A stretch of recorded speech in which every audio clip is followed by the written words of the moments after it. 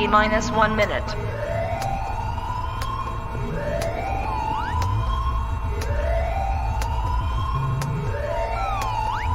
T-minus 50 seconds.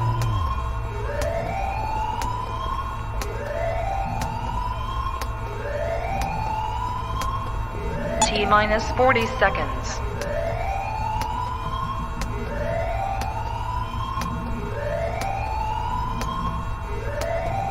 T-minus 30 seconds.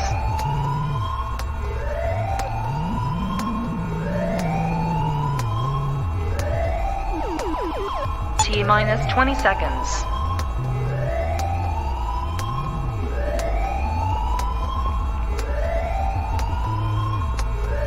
Ten, 9, 8, 7, 6, 5, 4, 3, 2, 1, 0.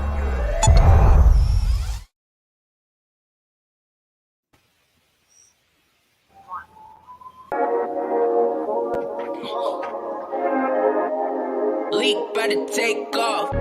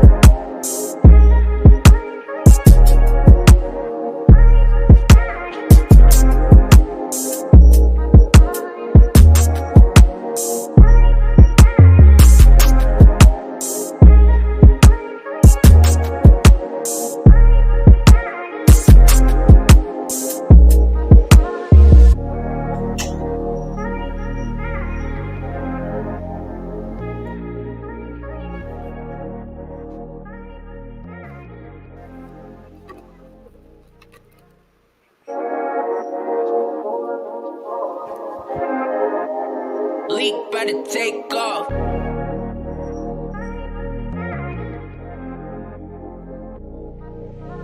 Yo, what's good, everybody in the chat? Y'all know what time it is. It's time for the grown and sexy conversations. The show y'all been waiting for the past couple weeks. We up here being as fly as we could be.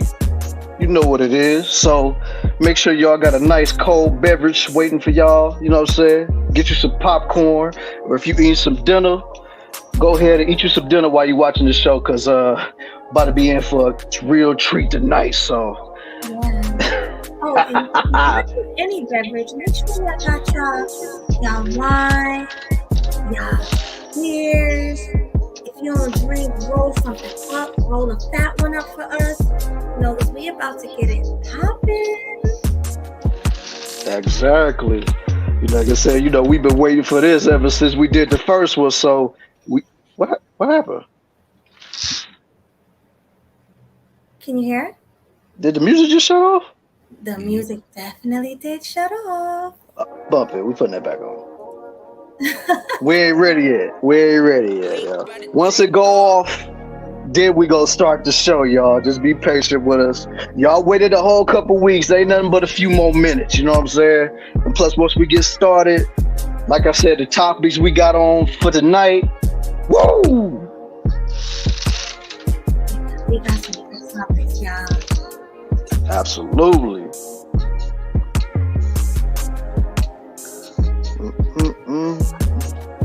This.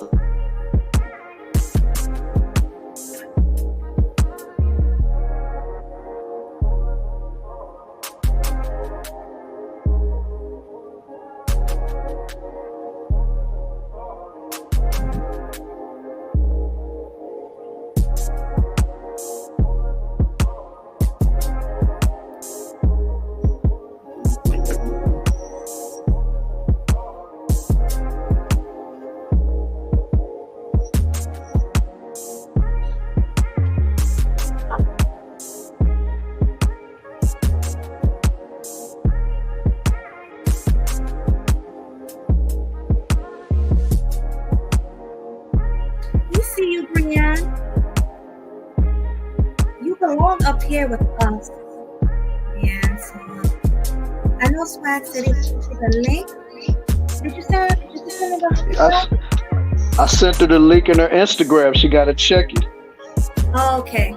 Yeah, Brianne. As a matter of fact, I'll make it easier. I'll send the link again. Then I'll delete it. Brianne, it ain't over. We just started. What you talking about? But I'm gonna send you the link, Brianne. It's right there in the chat. That link is only for Brianne. Nobody else get that link. Only for Brianne, guys. Only for Brianne, yo.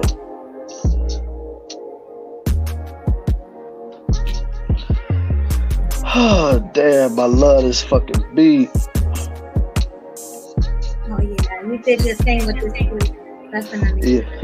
Yeah, man, I knew when I first heard this, I just had to get this, man. Like, it perfectly capsulizes what grown and sexy conversations is, in my opinion.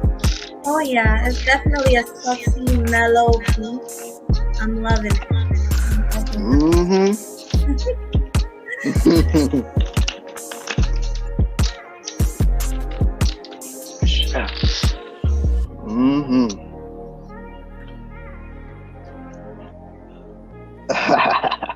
I see Leo in the chat. Grown and sexy people be up late.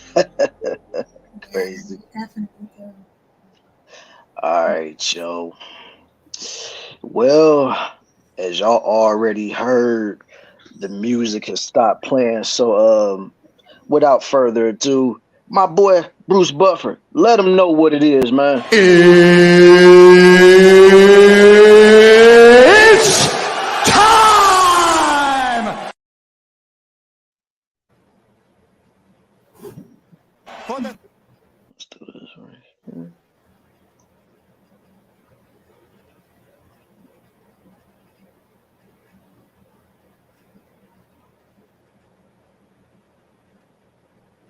For the thousands in attendance and the millions watching around the world.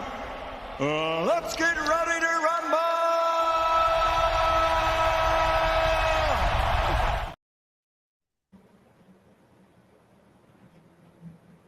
Hey, y'all. Man, what is popping with y'all tonight? Let's get funky. What's going on, everybody? What's good? Peace to the world. Peace to everybody on the panel. Peace to everybody, yo. All right, all right. Sakafet to all my people. We got Monogamy What's up up in to my here. people? Mahogany. Hi, baby. Hi, everybody. Yo, what's going on? Looking cute. Girl. Loving it. Thanks for coming. Oh, of course. Yeah. I wouldn't miss it. Thank you for inviting me. Thank you so much. Yeah, No doubt. definitely. Thanks for the invite. This channel gonna be the shit tonight, y'all. Oh yeah, I'm ready. Oh, you know I'm ready, man. Like I said, we've been waiting for this for 2 weeks, yo. So you know I'm ready. Definitely. Yes. So how's everybody feeling tonight? All right. I feel pretty good. Yeah. Life is good. Life is good. Yeah, man. I like it too.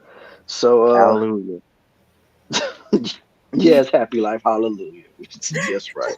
So Melody, why don't you go ahead and introduce yourself to the people, man? Let them know what we I am Sweet Melody Speaks of Sweet Melody Media from Jersey. Salute to you guys, and I'm a host. There it is. All right, yo. You know she keeping it short and sweet right now. You know what I'm saying? So I guess I'll just bring it on in, because I mean we got some new people on the panel right now. It's not like we got the same people we had last week. So that's why I said we gotta, get the people acclimated with the new folks on the panel. That's why I say we gotta introduce ourselves to the people. So without further ado, it's your boy Killer Swag 216 or Killer Swag District, whatever you want to call me. I answer to both of them, and I'm also the other host of this here show right now. So make sure y'all get y'all drinks, make sure y'all get your popcorn ready, all that good stuff, because we about to be here for a good time tonight. And that's all I got to say. So I'm gonna pass the mic to my Ohio brethren right here. Go ahead, man. Take it away. Hey, yo, peace to everybody out there. Sakafet to my Caribbean brothers and sisters.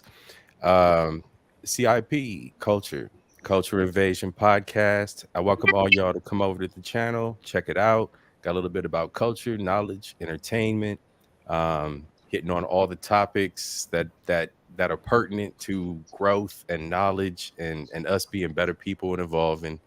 And yeah, I'll be out here, so I'm honored to be a part of it. Thank you very much for the invite. Glad to be on a panel with these great folks.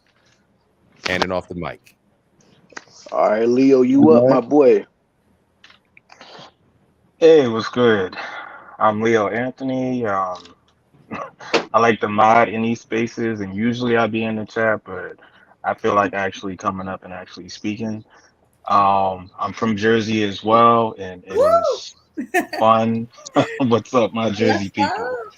Yes. I just want to have some fun and, just chop it up with y'all. So hit the like button if you're new, and let's get this conversation popping. Y'all heard what Leo said. Hit that like button and make sure you hit subscribe to both my channel and Sweet Melody Media's channel off rip. So right now we gonna pass it down to the homie Auntie Mr. Purge himself. Go ahead, my guy. Salute to the fam. Salute Sweet Melody Media, Killer Swag, everybody else on the panel. Shout out to Mahogany, Blue TV, Happy Life, Game Changer. You know what I'm saying? Culture Invasion Podcast. Just ready to chop it up. You know what I'm saying? This is always fun. Y'all know what we do. I'm all about conversation, communication, confrontation. That's the theme. However, I move around these spaces. So this is what we're going to do tonight.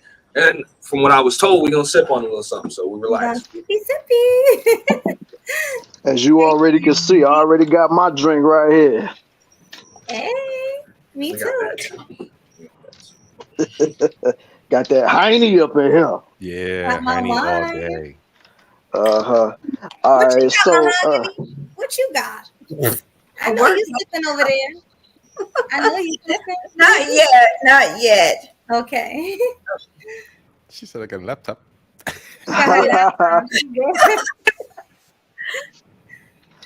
So what's going on, Mahogany? Go ahead. Before we get into it, guys, I'm sorry, Mahogany, real quick. I promised everybody.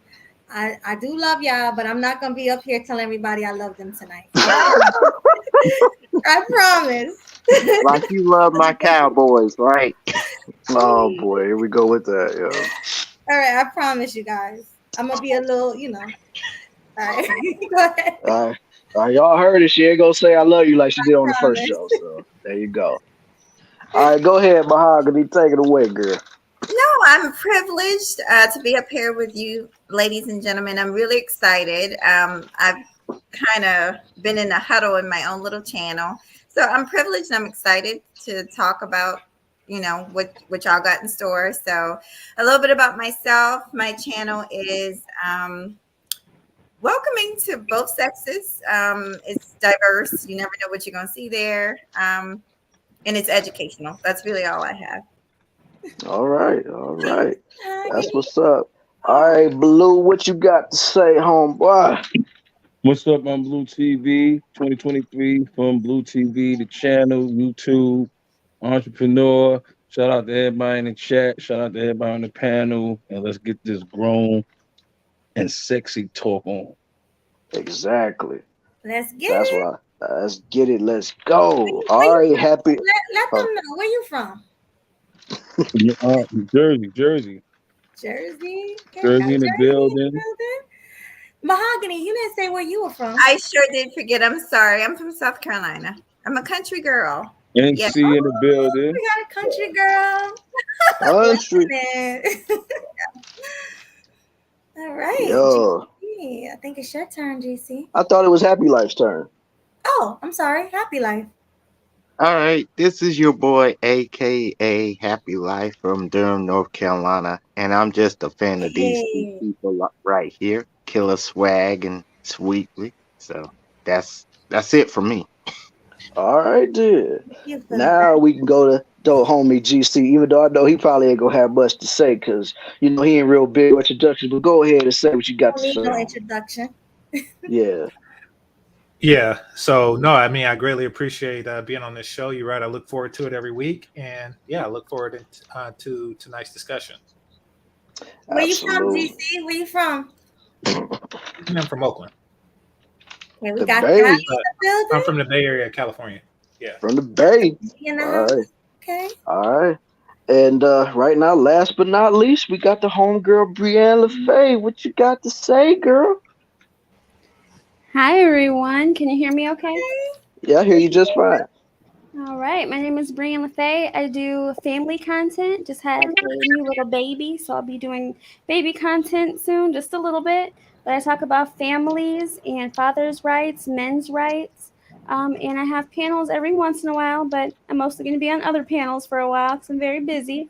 But I'll have uploads coming soon on cooking, family life, taking care of my husband, everything that just pretty much makes me happy and other people like to see.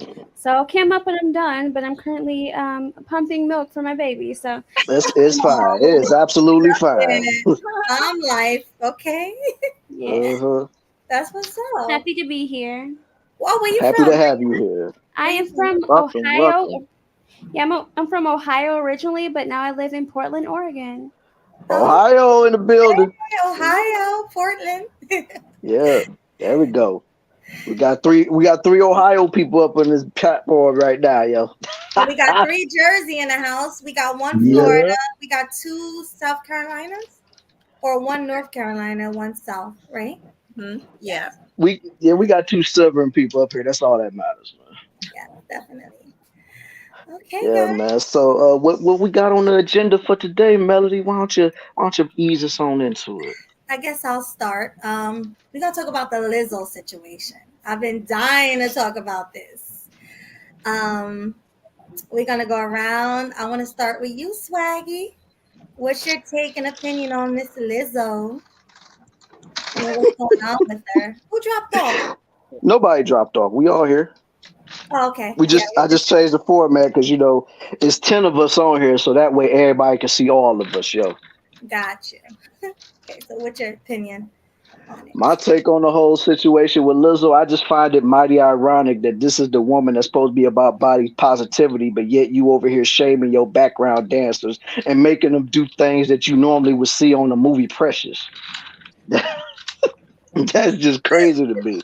Like when I first heard about that story, I said, "Oh, Lizzo about to be in some deep ish right now." And here she, it did like I think somebody had put it in a Discord too. I think it could have been Angela C. She posted a video that Lizzo did, basically admitting to what she did.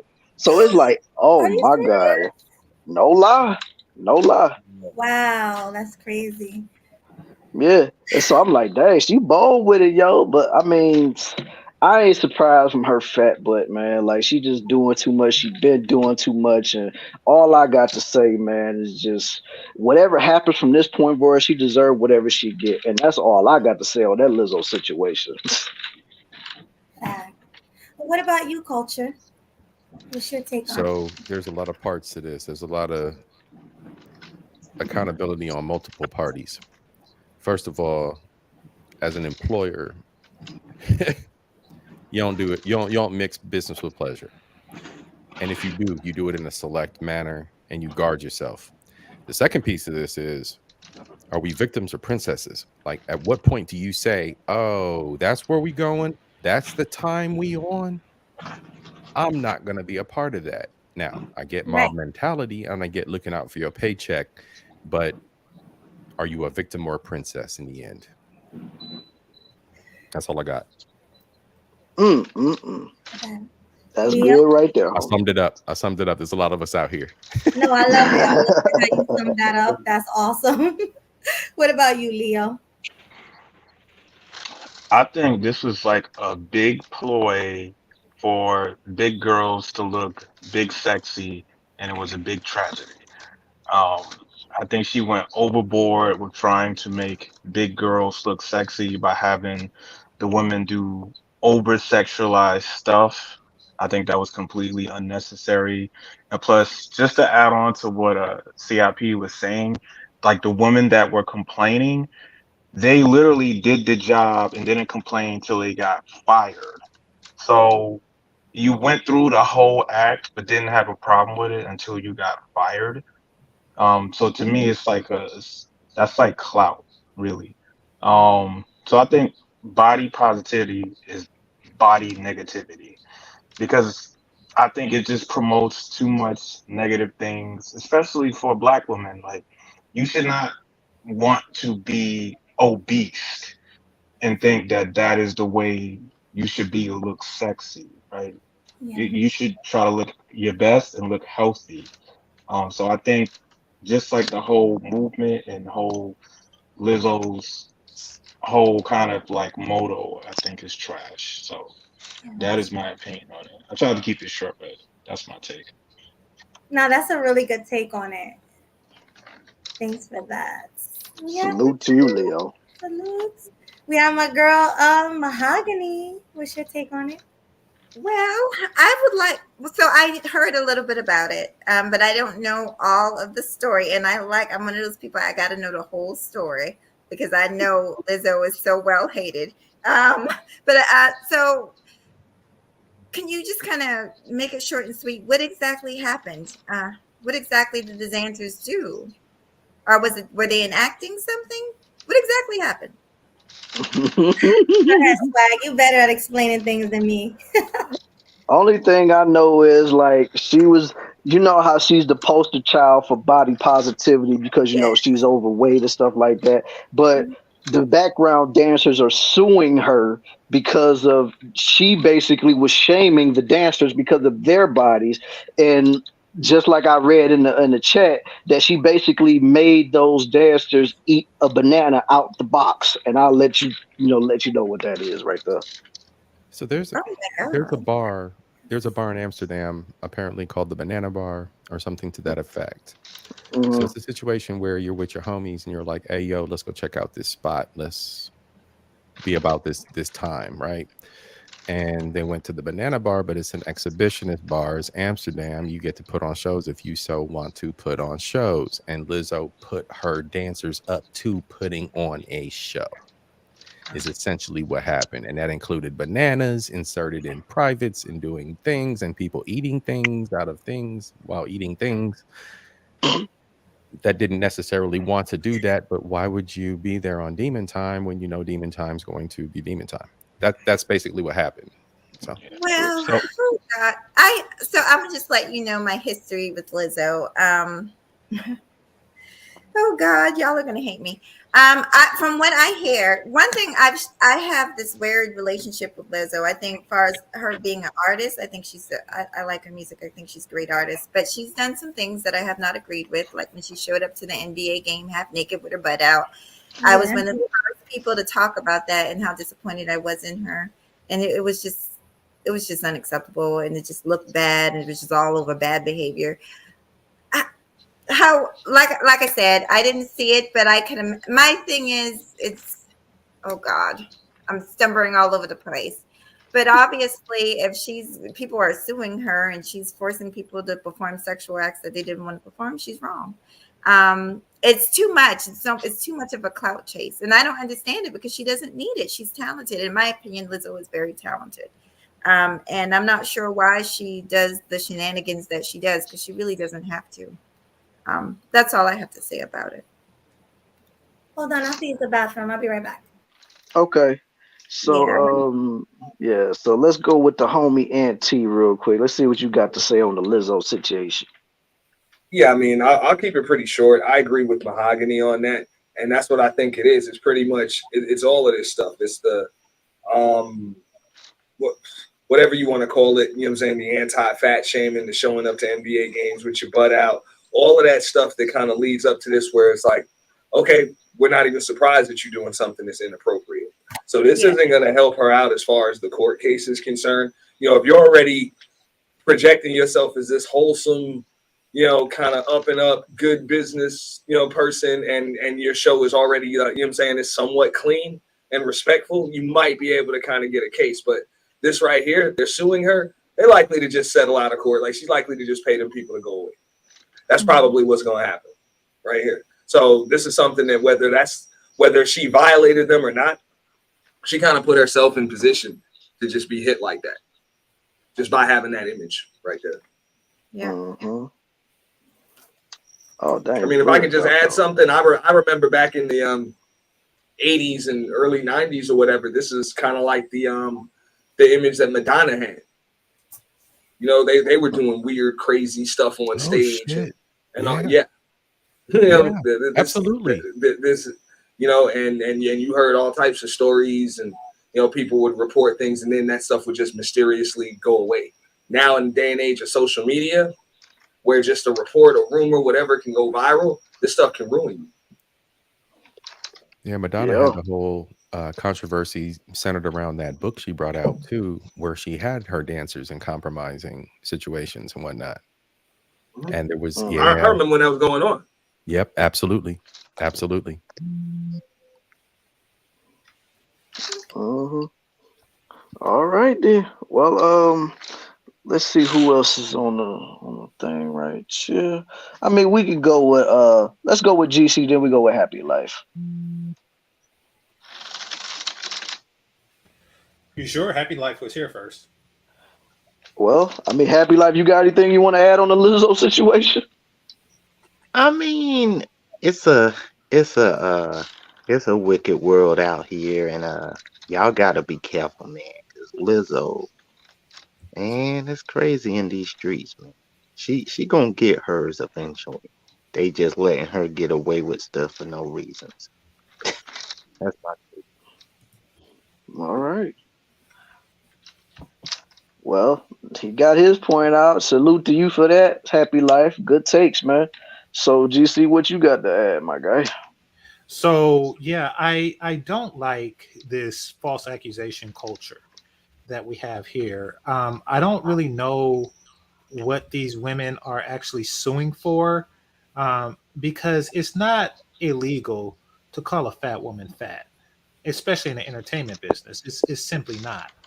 I think what they're doing, first of all, it's very possible that it's a lie, that none of this actually happened, that they seen an opportunity to, you know, exploit or extort her for money by saying things like, you know, hey, if you don't do this, we're going to make you look like a fat shamer, or et cetera, et cetera, et cetera. And we're going to sue you for it in a very public way. So really, I think that this was just more like a publicity stunt. You know, they know that she is supposed to be the poster child for fat women, and they like, okay, we're going to make you counter your brand if you do not give us more money. I mean, think about, like, if these were Beyonce dancers or whatnot, or whoever, regular woman dancers, this wouldn't be an issue. They call you fat if you like 94 pounds as opposed to 90 pounds. So yeah, I mean, but Yeah, low Lizzo key, they're turning allegedly, and burning through those ladies. I'm sorry. Yeah, low key, they're turning and burning through those ladies, just rejecting Yeah. them one after the other. Yeah, exactly. And that industry is tough. A lot of women, go anorexic. They resort to drugs and stuff like that, and that's because that's the way the industry works. I mean, Lizzo has every right to be that way with her dancers. So this isn't a legal matter. This is, them trying to get money from Lizzo. And the reason why these women need so much more money is because the cost of food is going up. And just like a truck driver or a cab driver, they are concerned with the cost of gas. Fat women are concerned with the cost of food. That is their life's blood. That is, what they get off on. Like Hometown Buffet damn near doubled their cost. I mean, they're worried. They're worried about the cost of fat woman feed in America. So they are taking desperate measures in order to, maintain the lifestyle that they have become accustomed to.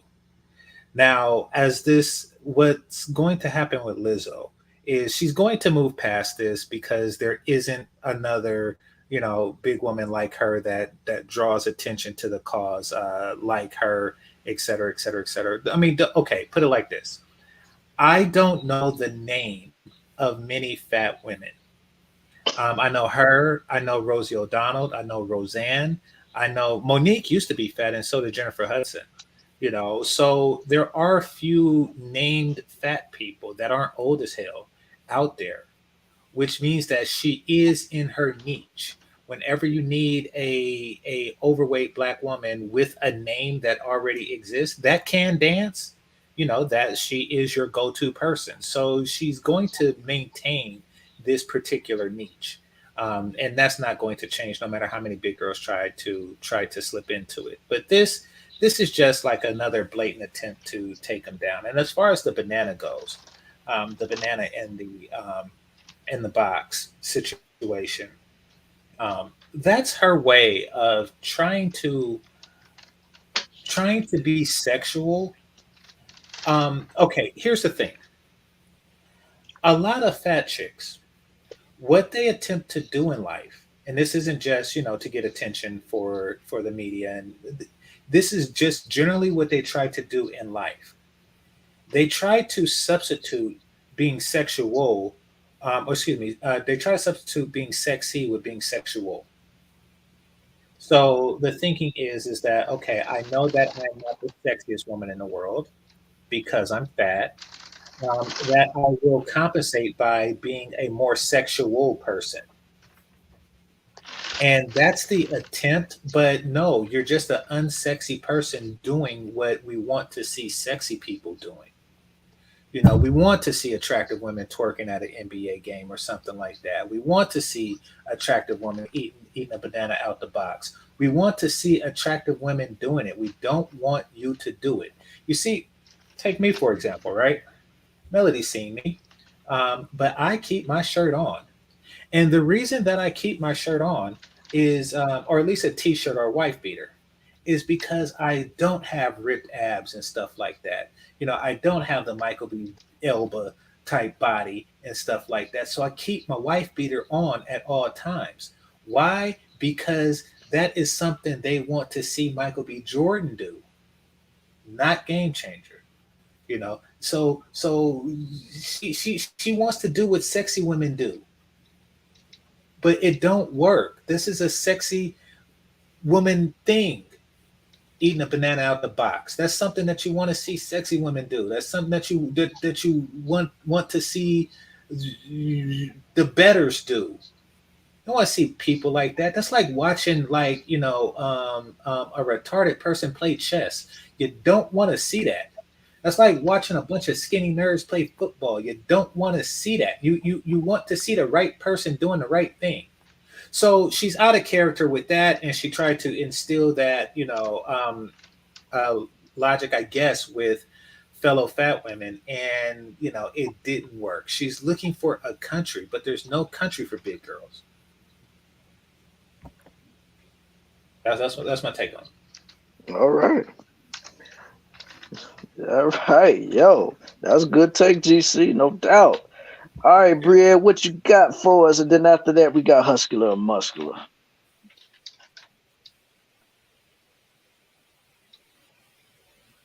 Brienne, you there?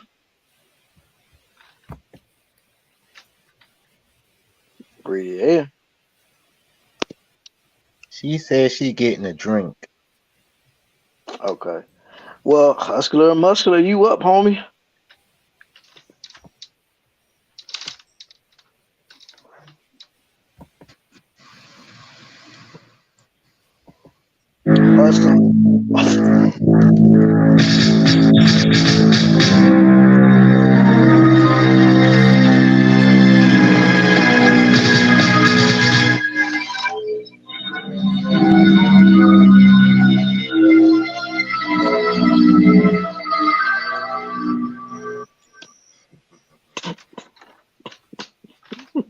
What's going on?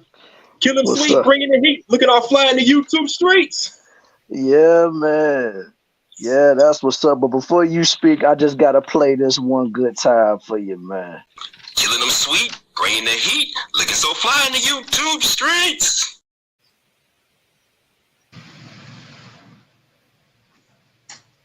Okay. There you go, man.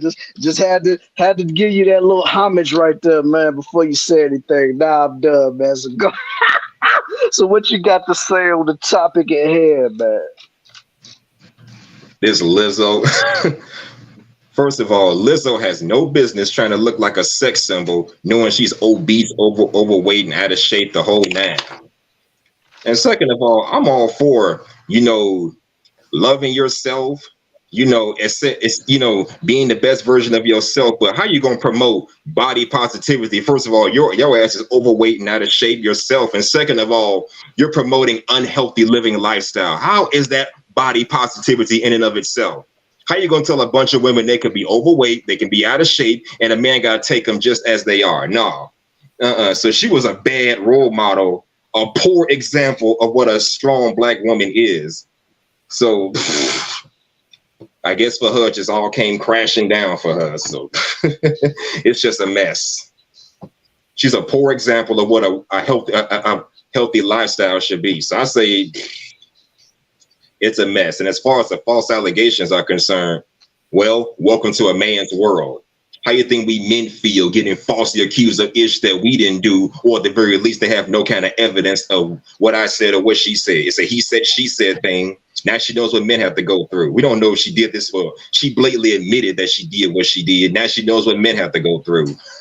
There's equality for your ass. That's some equality for your ass. You do the wrong thing, you pay the consequences. That's my take on it. All right. Can I ask a question? Are we just going around? Are we allowed to go back and forth? You can ask your question. Go ahead. Well, it's ironic. Like I told y'all, I was working on a paper tonight, and the paper had to do with the history of Subway. It's for a business class. But anyway, and if y'all remember the dude, the sales guy, Jared. That creep. But it's just funny. The gentleman that was talking, he was talking about how Lizzo is a poor example of body positivity. I'll just say this. Like I said, I have a love-hate relationship with Lizzo. Some of the things, her talent and everything, I'm for it.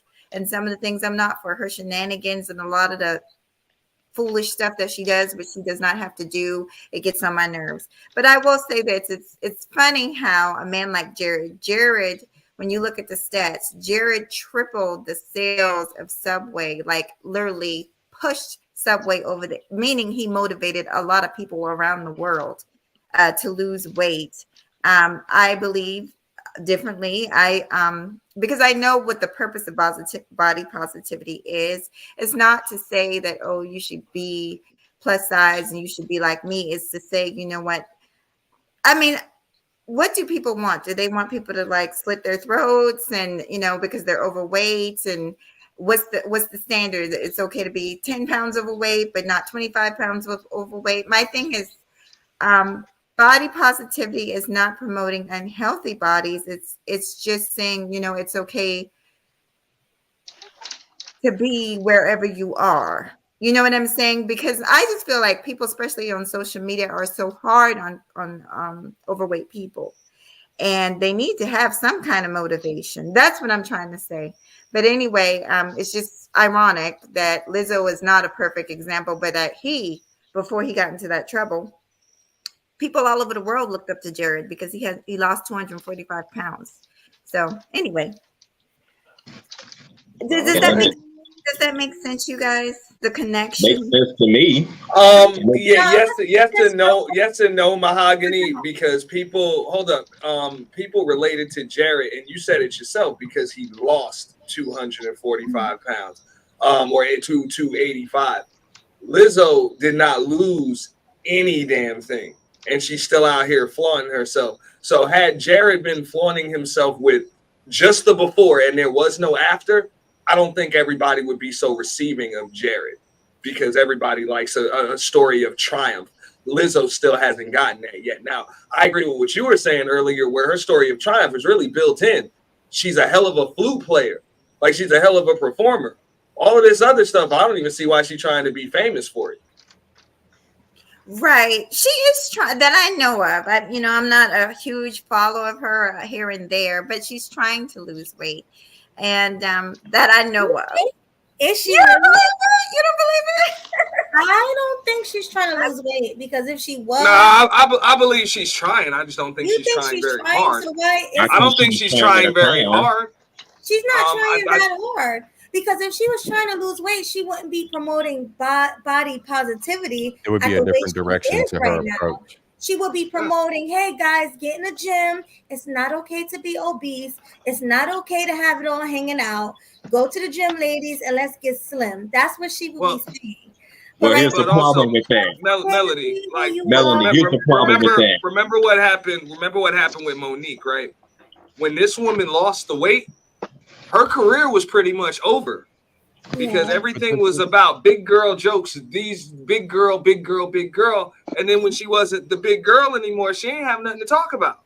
But wasn't she accepted into the conservatory? So doesn't she already come from cultural roots that are different than showing it off and twerking and being about that life?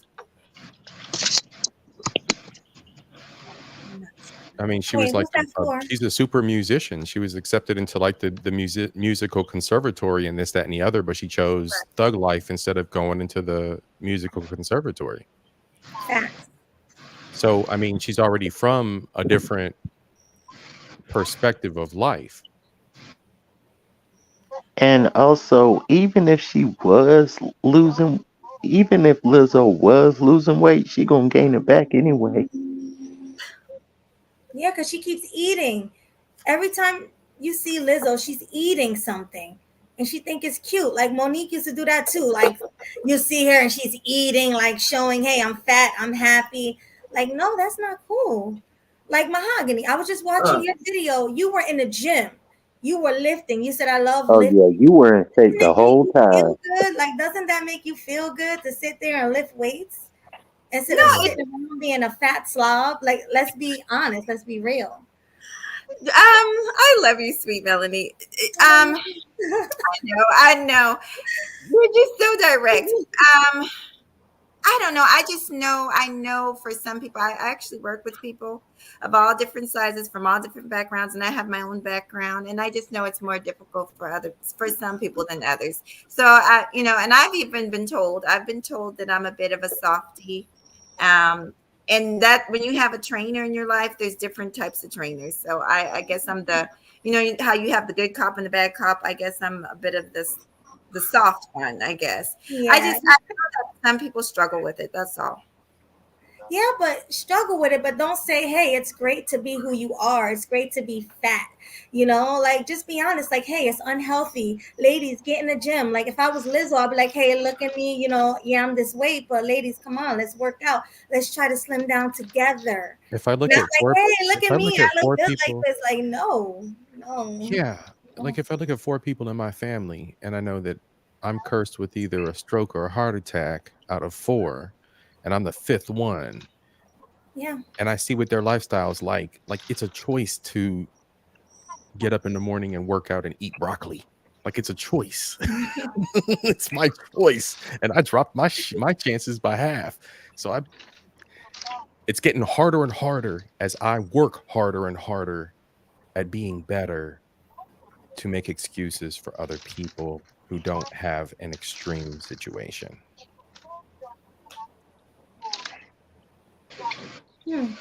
I also don't think people understand this is the easy way out. Like it's pretty tough to be just like Game Changer said, to be the sexiest thin person with the best body you see even on Instagram and all types of other social media platforms. Like these women are competing to see, what I'm saying, they going and buying new asses, all of that stuff. What I'm saying, nip tuck is just the way to go. Like I remember when I was growing up, that was something that only pretty much the super rich could go do. Now it's something any and every woman wants to go do. So that's a competitive field right there. You know what I'm saying? When you're just trying to be the baddest woman. But if you're trying to be the baddest big girl out there, I mean that's an attainable crown. Yeah, it's accessible. Somebody like It's Lizzo. easily accessible. I'm just being real. Yeah. Okay, let me say this real quick. Okay, first of all, Lizzo has no business trying to promote getting in shape because she herself is not even in shape. Yeah, call me back when you lost at least half of the weight that you've been putting on for the last couple of years or so, however long it's been. That's the first thing. And second of all, they want to make this the new standard of beauty for modern women. Because I remember literally, I saw a Hooters poster and all the Hooter girls were literally obese and out of shape. I'm like, what the hell is this? I saw that. All the fat Hooter girls. I think that was a Halloween gag, though. I think that was like a Halloween. No, that was no damn gag. I think that was. I hope it was a gag, but I don't think it was. Halloween costumes. I think it was. I think we were seeing the same That's thing. how they think, though. I don't think that was no gag. At least I hope it was a gag. Because I'm just saying, Hooters got a standard, dude. Like, of course, Hooters got a standard, dude. And kind of like what Game Changer was saying, nobody wants to see an overweight Hooters woman. Nobody wants to see a chick that's overweight, out of shape, trying to be sexy. I mean, you either one, like he just said, you're the one going to wear some clothes that hide your physique because you don't have it like that, or two, you're just going to wear certain clothes that that are more, I'm gonna say, adaptable to your body type. Like me personally, I could wear tight muscle shirts, or I could walk outside with no shirt on and still look good because I got the physique for that. Can you say the same for Lizzo? Nope. You can't say the same for her. She doesn't have the physiques for that, so she has no business trying to look sexy, looking the way she look. But they want to change the standard of beauty to where this is what it is now. Obesity, out of shape, knowing you're going to die of diabetes or heart failure within a couple of years is the new standard of beauty. It's nonsense. Yeah, but it's working. You see how all these girls like following after her, like thinking they're all that. Do you see that? It's so many confident obese girls out there. It's sickening. Like it's just sickening. Remember, all women are it incentivizes them to like stay big and really just not lose the weight. But my take on it is a little bit different.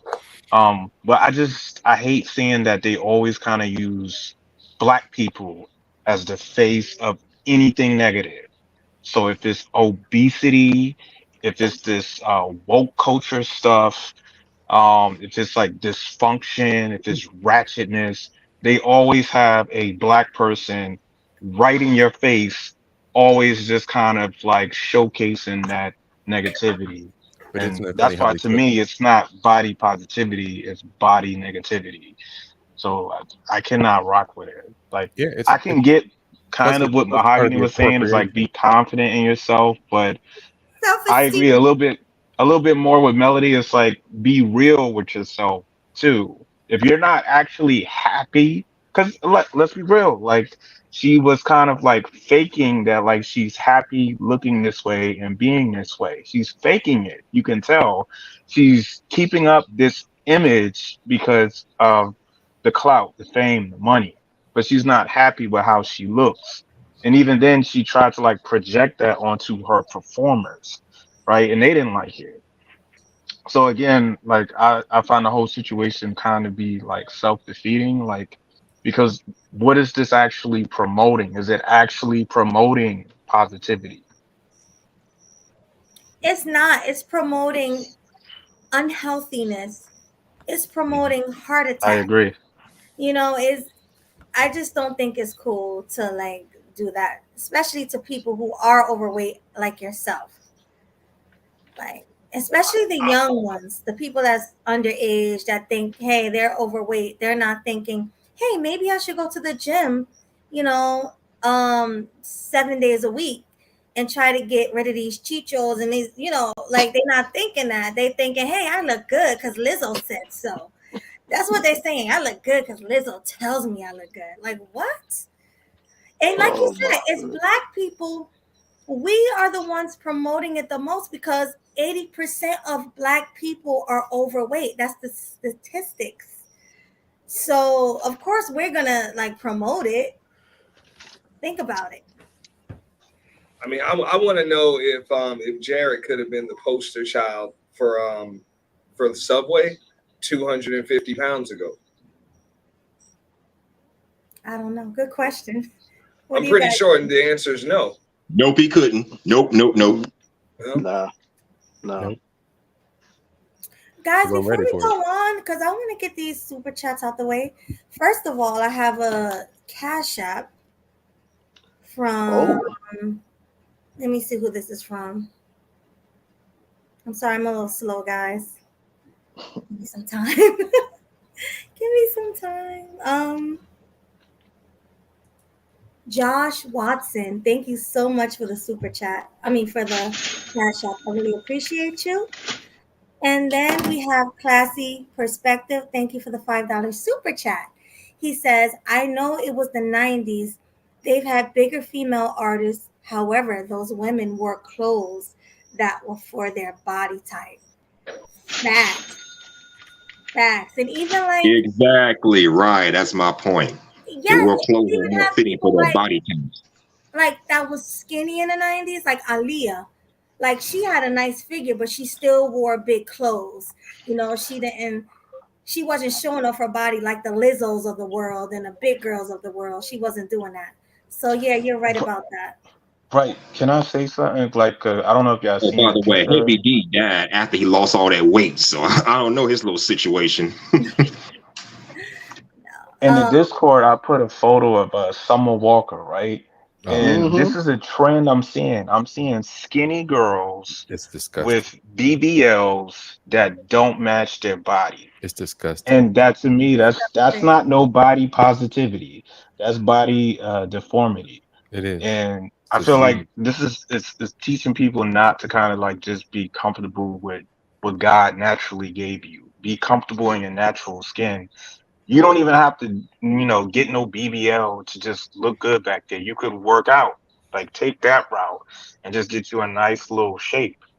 What do you guys think about that? Do you think the BBLs, like, do you think that's body positivity? Because I'm literally seeing it everywhere now. No. Mahogany. No, it's not. Wait, hold on. Let me say this. I can say this though. No. Mahogany, can you stand up, please, and show them what a real natural woman look like? Natural. Wait, Can we you doing please that? show them? Show that slim body. Wait, I want Mahogany to stand up and show us what a black, No black BBL. woman who work out look like. Let's go, Mahogany. Stand up.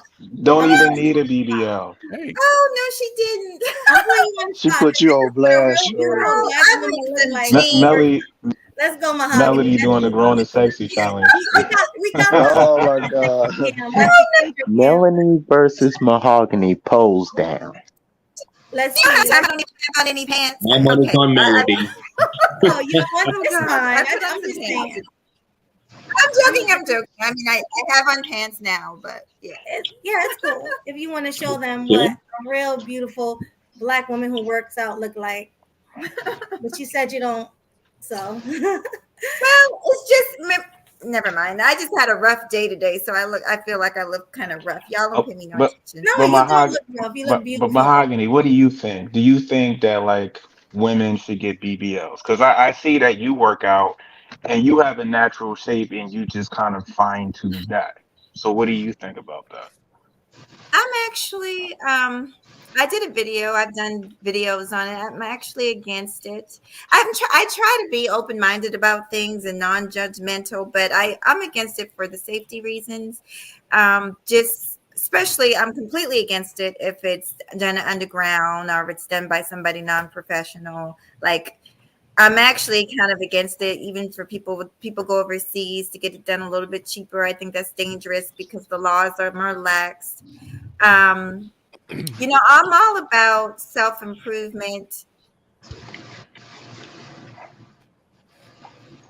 More on the natural side, but I do realize there are certain situations. There's certain situations, and I feel like people should make exceptions to that. But I'm not a big proponent of surgery. I'm really not. Just because you're putting your life in danger, and I don't think anybody's life is worth something, external type of stuff. I don't think so.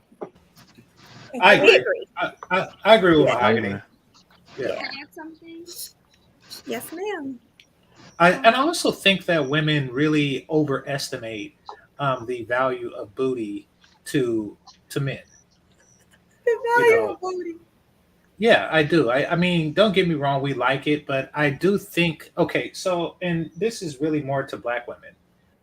A lot of black women assume that black men like booty more than they do. And I think that, yeah. I do think that assumption comes from black men lying in general about what they want and making excuses for who they're with. Black men have a tendency to get with women who are grotesquely overweight, ugly in the face, old, and have several kids. And then when you ask them, why did you make such a poor decision? They say, yeah, but look at her booty, which is, in half the time they say that they don't even have it. So women hearing this, they come to the conclusion that, okay, a nice rear end. I'm sorry?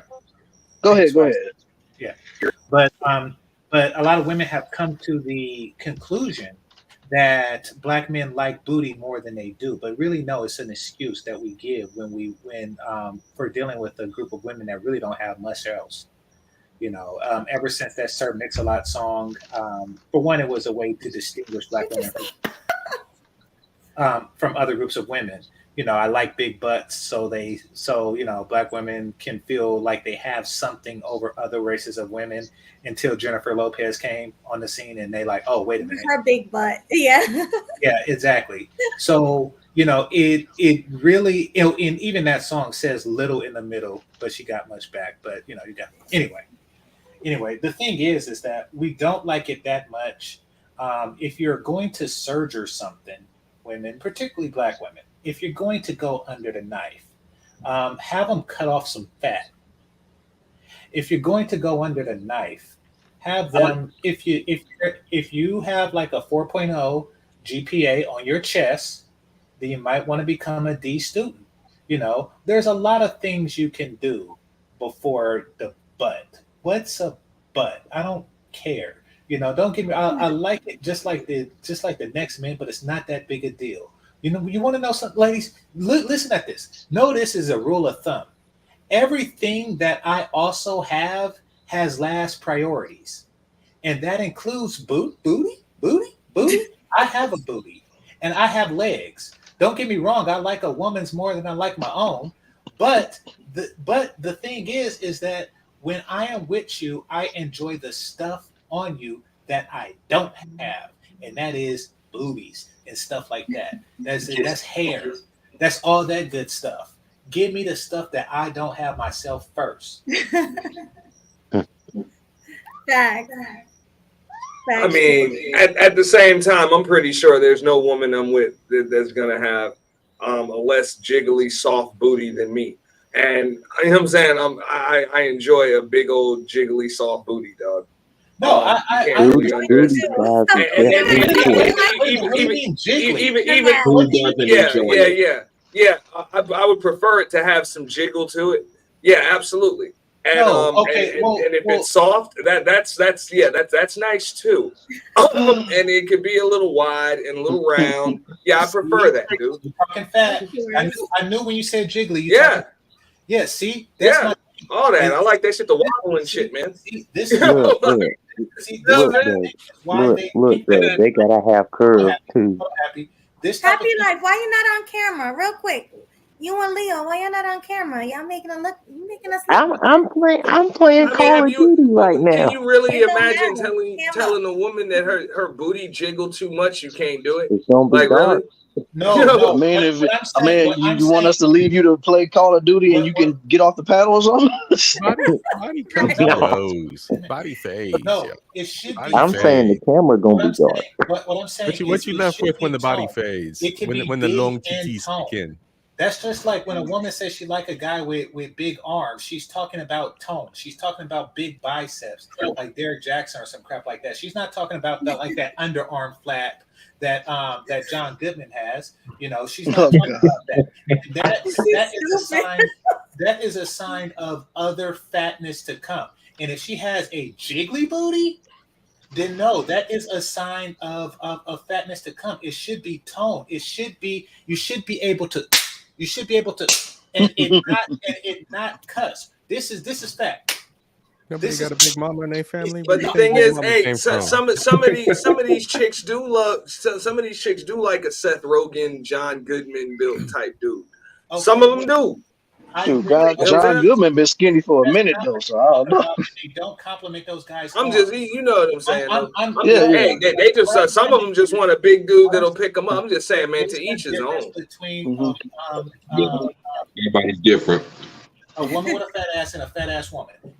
There is all right, hold on, y'all. Hold on, everybody. Hold on. I know my girl Brielle said she had something she wanted to say on this, so let her say her piece, and then y'all can get back to that, man. You know, I can't just leave her down there all quiet when she said she had something to say. Now, go ahead, Brielle, and kick your mouth. What's up, Brienne? Hey, beautiful. What's going on, Brienne? Brienne, my number one fan, girl, be kicking like a frying pan. Look at her. Great to see you. I like your hair in a ponytail. You looking real gorgeous. Well, thank yeah. you. It's nice on you, my girl. I wanted to go back a little bit because when I think I was going to get something to drink, I heard Melanie say even people who are plus size shouldn't be promoting this. And again, I am a clinically obese woman. This isn't something I promote. It's not healthy. It doesn't feel good. I don't like it. And then especially whatever excuse you can use, people will say mental health. They say they have some type of health condition. I just had a baby, and I don't even use that as an excuse because directly after having the baby, you're not mobile for a very long time. So I'll say at least the first 4 months, I couldn't just get up and run. I remember I ran because I heard my baby saying something, and I felt like this tightness in my stomach. And I told my OB, and she's like, "Hey, you're not supposed to be sprinting yet." But I was sprinting for my baby. And I realized how much that hurt at 4 months. Now, almost 6 months now, things aren't exactly perfect, but promoting something like this is dangerous for multiple reasons. One, women who want to have children, when you have too much weight on your body, it does not sustain your pregnancy. I think I've already said on this panel, I had a loss, and I was actually clinically obese then. Between that loss and having my baby now, I lost 15 pounds in about 30 days. So I wanted my baby that bad. And then instantly got pregnant, had a beautiful, wonderful pregnancy. Weight loss can not only affect your life, but other lives. So I think it's dangerous. I think it's unhealthy. And even now that I'm starting to feel back to normal, I'm not going to use having the baby as an excuse. I'm going to use that as fuel to do better. And even when it comes to the people around who say, "Oh, you just had a baby, you look great." No, I don't want you guys to keep telling me that. I want people to encourage me to do better. And even though sleep is hard, breastfeeding is hard, that doesn't mean I stop and I become complacent.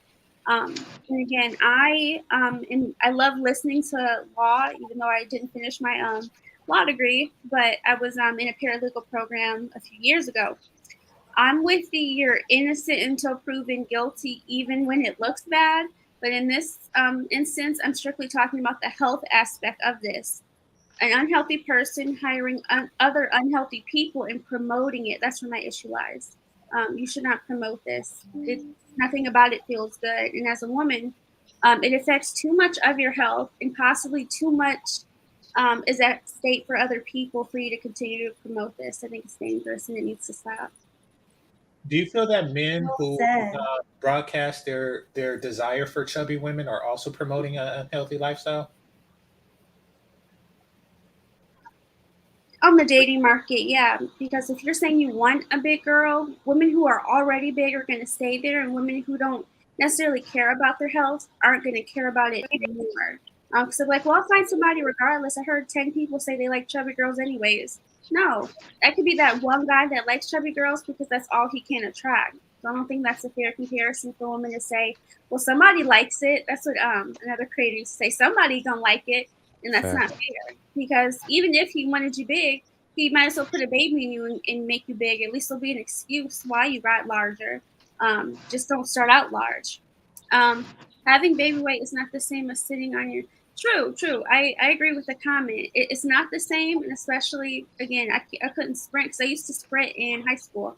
So no, I can't go back to doing what I did in high school, but I can do something. So I just started meal prepping because that's the easiest thing to do because I'm up, with the baby every single day. I'm a stay-at-home mom too. So it's not like I'm always mobile. But actually, we just got back from a festival today, and we walked around so much. It was so fun. Like, there are ways to make weight loss fun. Like, for instance, what we did today. And again, I've heard all of the stories about this occurrence, but I think it's important to still follow the innocent until proven guilty. But I did want to focus on what she's promoting now and how I don't agree with that. Well said, Brianne. And by the way, even though you said you're overweight, I don't see it at all. To me, I just stop talking like that. Let me say this. No, you are promoting it. Let me Brianne, as soon as you can, lose some weight. Don't listen to people like Melody that say you're okay right now. Don't do that, GC. I was gonna say the same thing. Get him, GC. No. No, he can. You're absolutely right.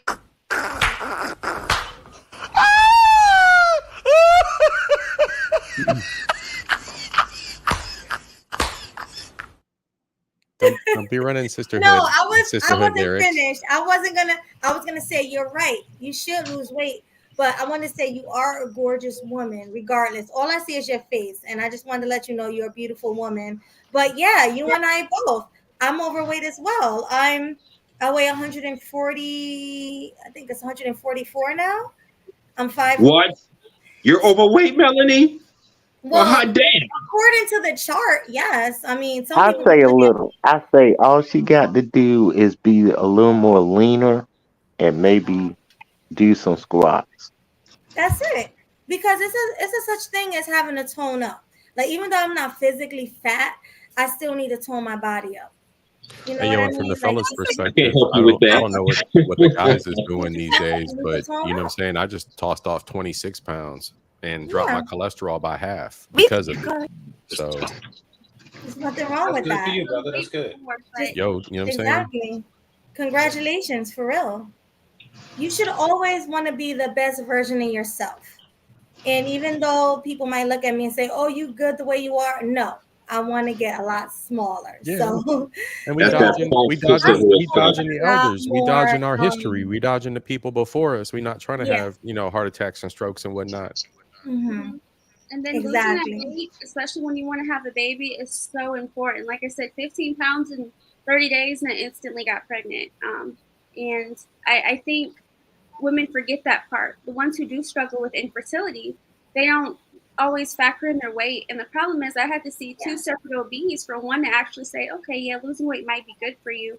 But then another OB said, well, I've had a lot of women have children that were your size and larger. No, I don't need you to tell me that.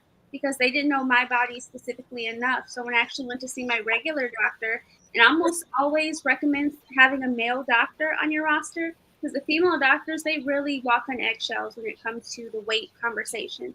Because every single time I go to the doctor, every yearly checkup, I say, okay, based on my height in my body, because I have larger breasts and a larger bum, so I always have to say, please let me know based on what my body fat percentage is, what weight range should I be in?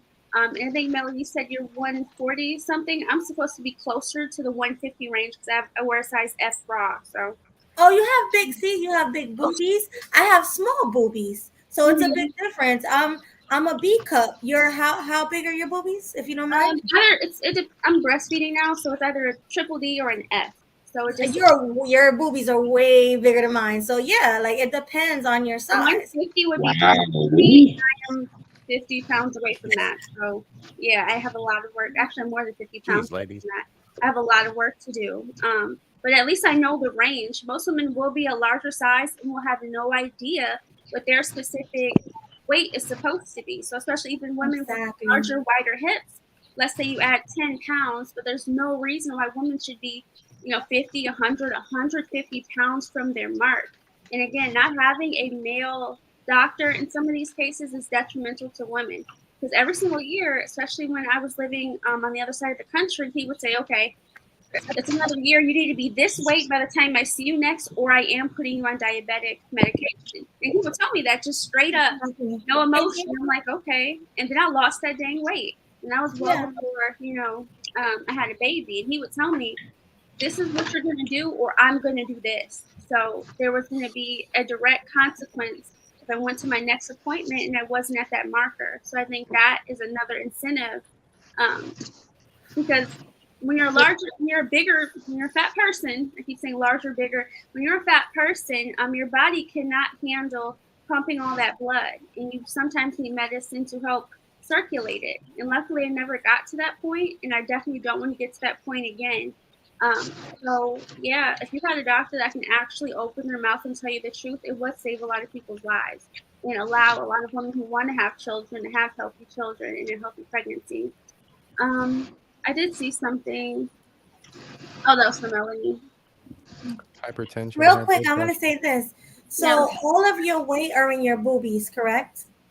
No, it's not correct. I'm just asking. I want to ask her a question. Wait, let me get to where I'm trying to get. I'm listening to my question is, is there a such thing as weighing a lot of weight, like having a lot of your weight in your boobies and still being a good weight? Like, let's say you're overweight because you have big boobies or a big butt. Is that okay? That's the question to the panel. Is that no, okay, I'm gonna answer that right. Medical statistics. I don't think that. Okay, first of all, what the hell is overweight mean? You can't change. I'm sick of this. Please, Jesus. Get him, swag. I do have something to say with that, according to let GC say what he got to say. Thank you. I'll chime in next. We're about to have people over talk each other on this panel. We grown as sex up here. Let's act like it. All right. Go ahead, GC. No woman who's big is big because of her of her titties. Like if you were to weigh just the titties, even the biggest ones are like 5 pounds. And that's both of them. That's 2.5 pounds each. Even like huge ones, it's not that big. So instead of for being like 120. You go from 120 to 125 or something like that because you got big breasts. That does not. No, you have these 250-pound women talking about I'm big because my tits. No, without those, you would be 245 pounds. It's lies. A big woman is big breast regardless. Oh, so that's a myth when a woman says that's a lie. There's people have weighed their breasts. I'm gonna look it up. No, there's breasts that literally weigh 50. I saw it on the show. A woman, her breast alone is what she was. I'm gonna look it up right now. Look it up. I know they weigh more than 5. Hell, I don't even have big titties, and mine probably weigh at least 5. I don't have big titties either, but I heard that women with big boobies, they can carry a lot of weight in their boobies and their butt. I don't know how true that is, but It's heavy. It's It heavy. That's what it happens, is. believe it or not. There are natural How do you areas. carry most of So your fast weight? and Because why? in your butt and in your boobies. There are That's the natural question. areas of weight gain for men and women. And for All the right, I women, looked it's it the up. breast, the thighs, and the butt. For the man, it's the torso and the beer belly. I looked it up, right? It says A cups weigh 2.36 grams. Let's see. So that's not even a pound. That's not even a pound. That's like less than half of a pound. So let me see how much D cups are. Hold on. Body weight is Don't be body like. weight, man. It's just all Okay, based It on doesn't your matter. your biology. I had a Oh, quick question. Really large breasts. Okay, my question is, what does it mean exactly to be overweight? What's the exact?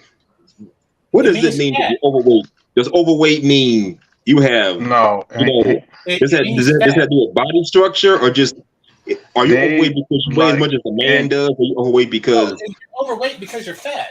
You're No, overweight. You that's should be. that's and my hold on, let point. me let Is me it being No, explain let it. overweight as me Like in, answer this. they or is it That's not like overweight as true. in you weigh as like in much the as a man military, does? like they measure it by your Body height, mass right? index. Body Yes. mass index, But the body BMI. mass So index measurement itself may be flawed because it did not account for the differences in genetics between black people and white people because it was No, based I on a white agree. people That is why. measurement. oh no, But it But is that. based But on body mass index no, currently. yeah, so it's a there's some guideline. exceptions because like people have like thicker necks, bigger chests, thicker thighs and Thicker all that stuff, thighs, but thicker back us ends, usually they go by your Mad height Max. as to how much you're supposed to weigh.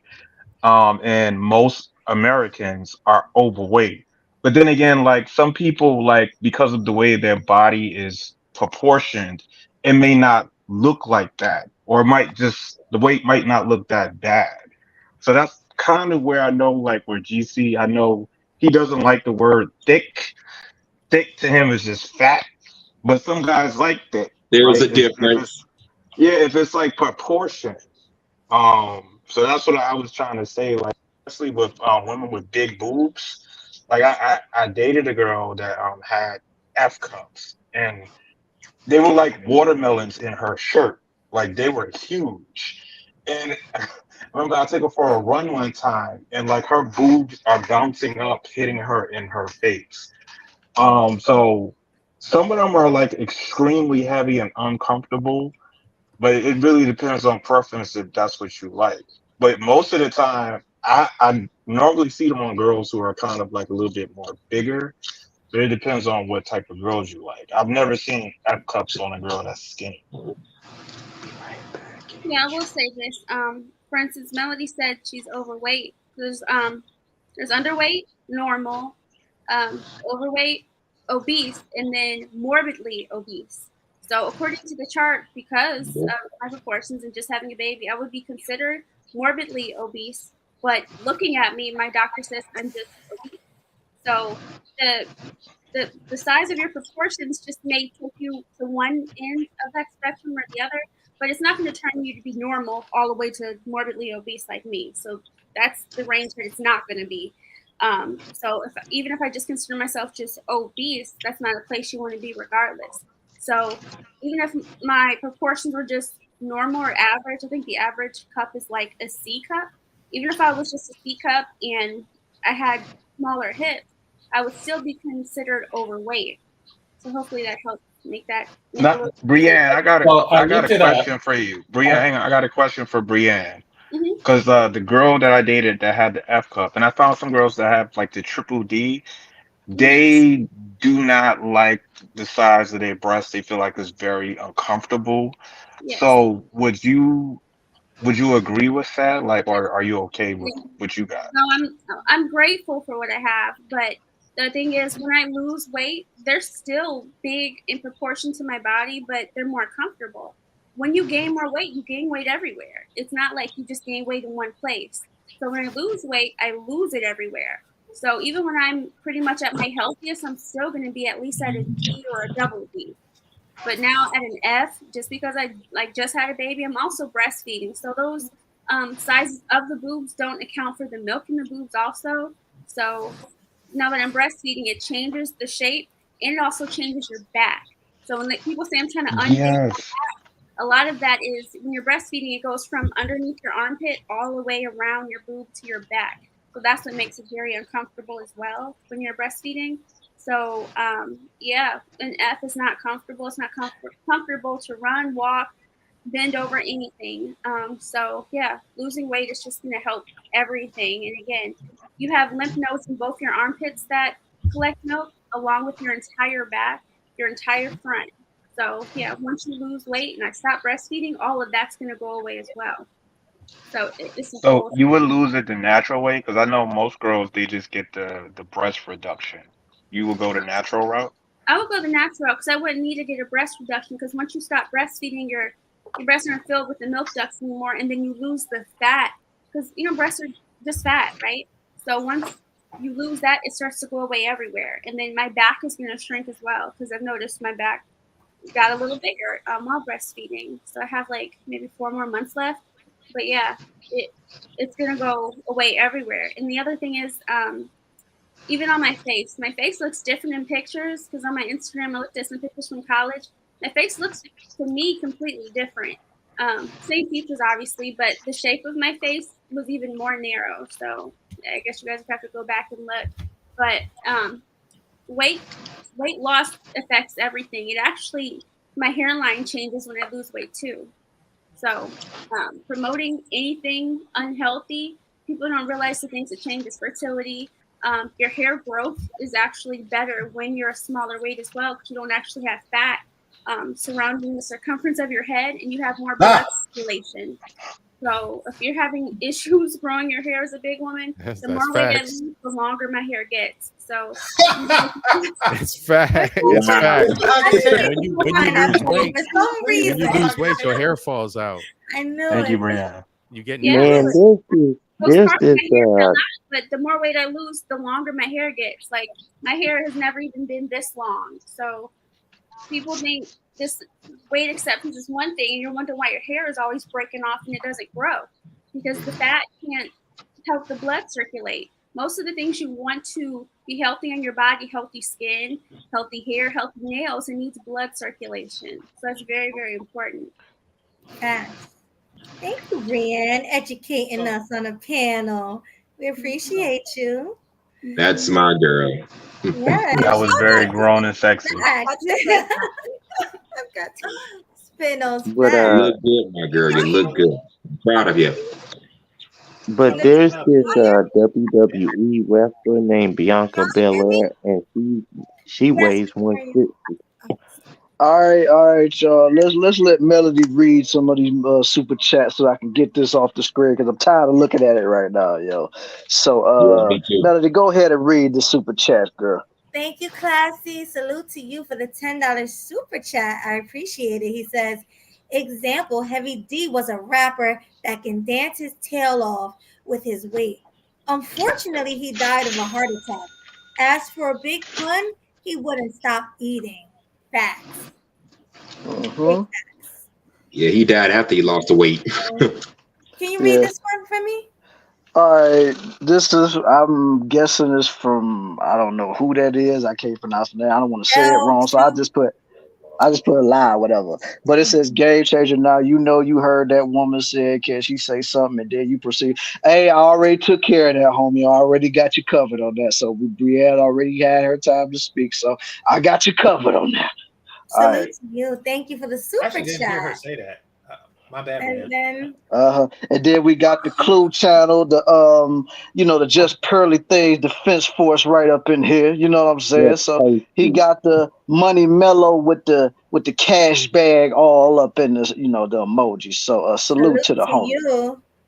Money Mellow, salute. I appreciate it. We have any? Salute to you, homie.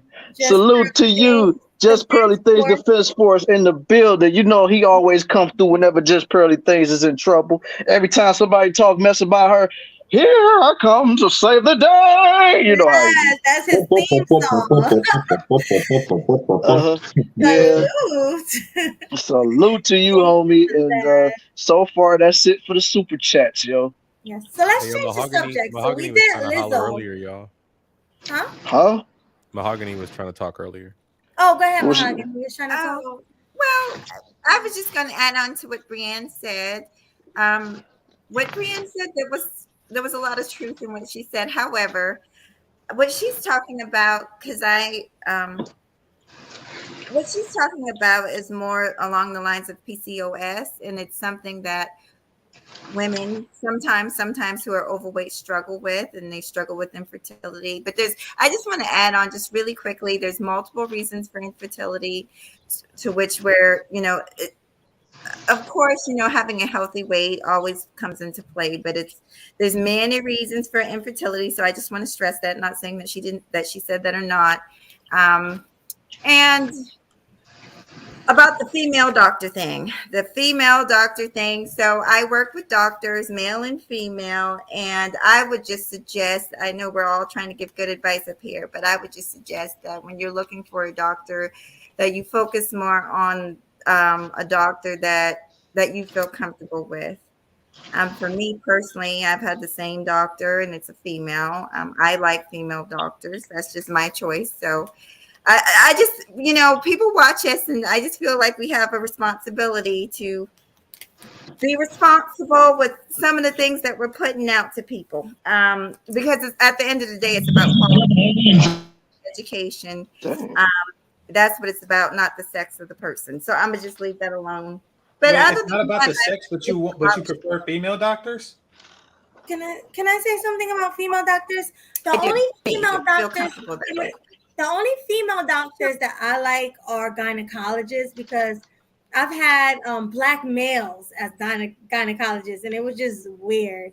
Like just him putting a clamp up there and checking me out. It just felt weird, like a black doctor. A male black doctor doing that. It just felt kind of weird. Yeah, negative Ghost But Rider. I'd rather have a female. It just feels more comfortable as a woman. That would But make as far sense. as other doctors, like my primary physician, he's a man. I think I trust the men more than I do the women when it comes to the other things. But the gynecology, I definitely rather a woman check me out. I wanted to say one more thing about oh God, before I forget it, y'all. That's the only reason I'm pressing it, then we can move on. Oh, we just got to be careful. Like, I know, Brienne, you want to lose the weight, but my concern is, just like being overweight can be bad, having dysmorphia, really never being satisfied with your size, with your shape, is a danger too. So just be careful. I know you already have your own opinions, but I'll leave that to myself. But 6 months, I feel like you should give yourself a break. It takes time for your body to bounce back. And you do, like you said, you got the milk going on. You do have hormones going on that another person doesn't have going on. And I must just add this in. This is what I was talking about, the differences in people and what people are going through. It is way different. When I was young, when I was in my 20s, I could lose weight like that. I literally could eat almost a whole pizza and stomach be flat the next day. Now, if I eat 2 slices of pizza, I'm bloated. My body is out of whack. It takes me forever to slim back down. So you got to meet people where they are. What is easy for somebody to do, right? Because they're younger or whatever, just has a higher metabolism, might be a whole lot more difficult for another person to do. And that's what I was trying to say. But thank you. No.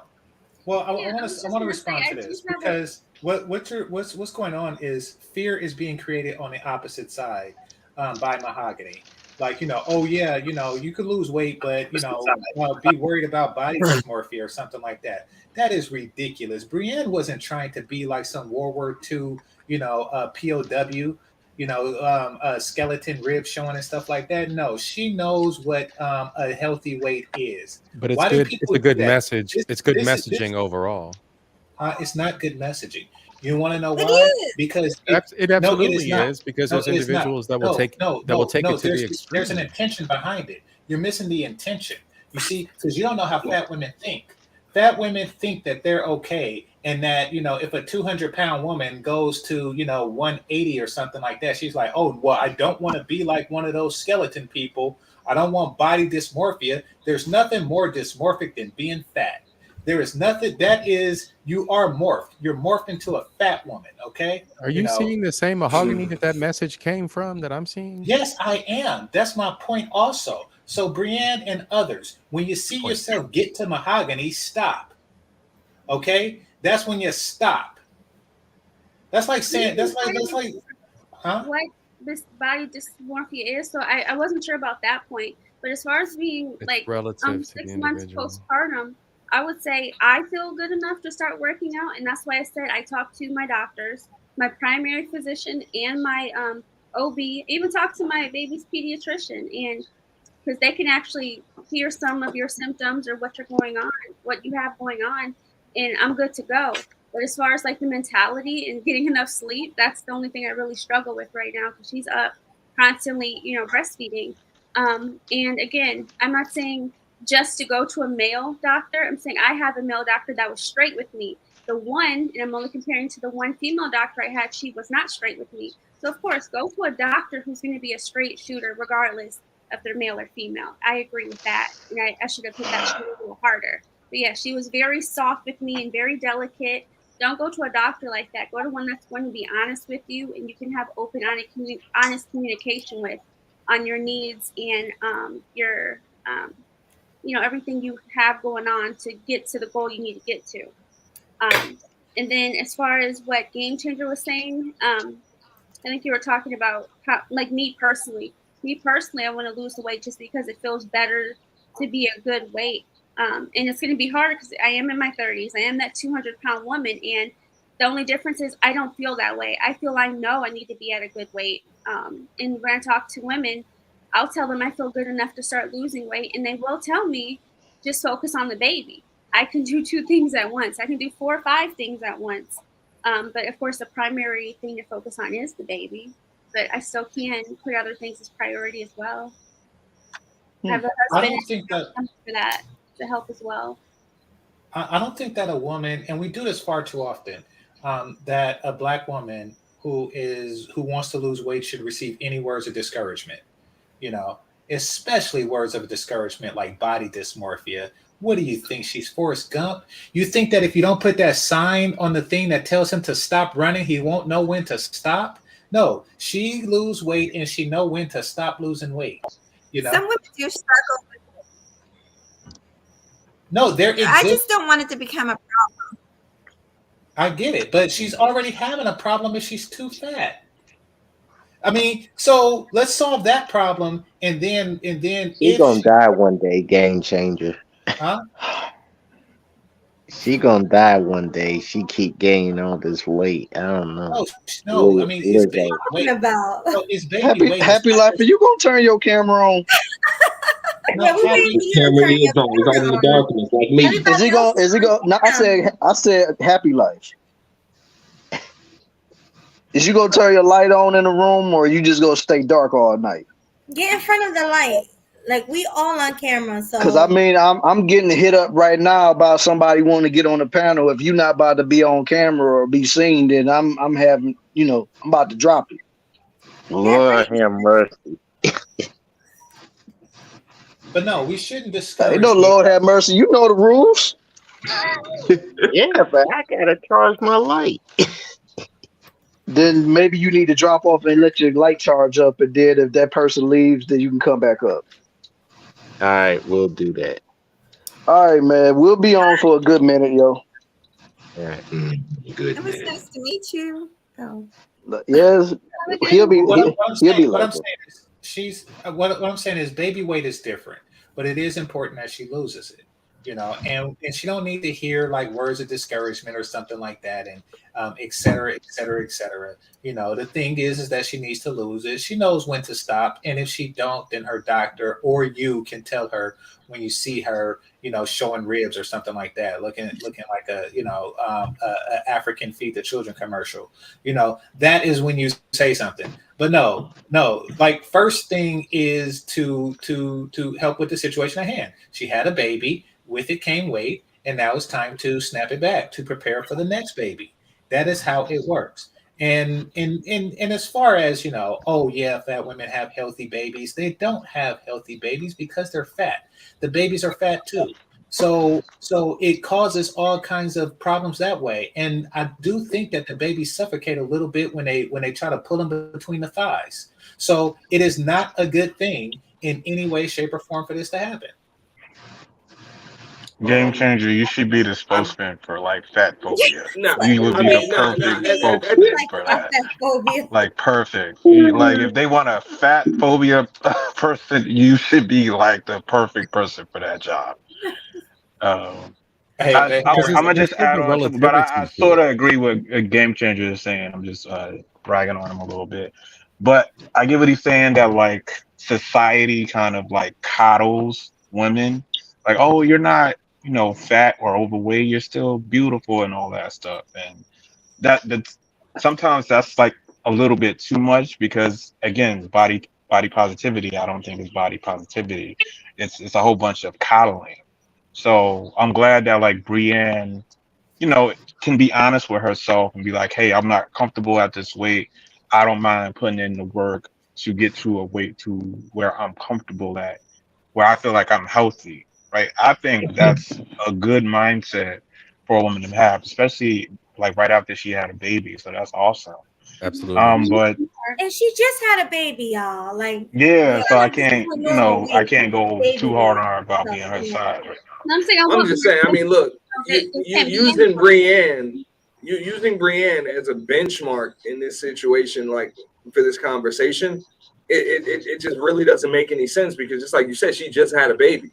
How many obese women are you talking about are like literally within like four months of their postpartum situation?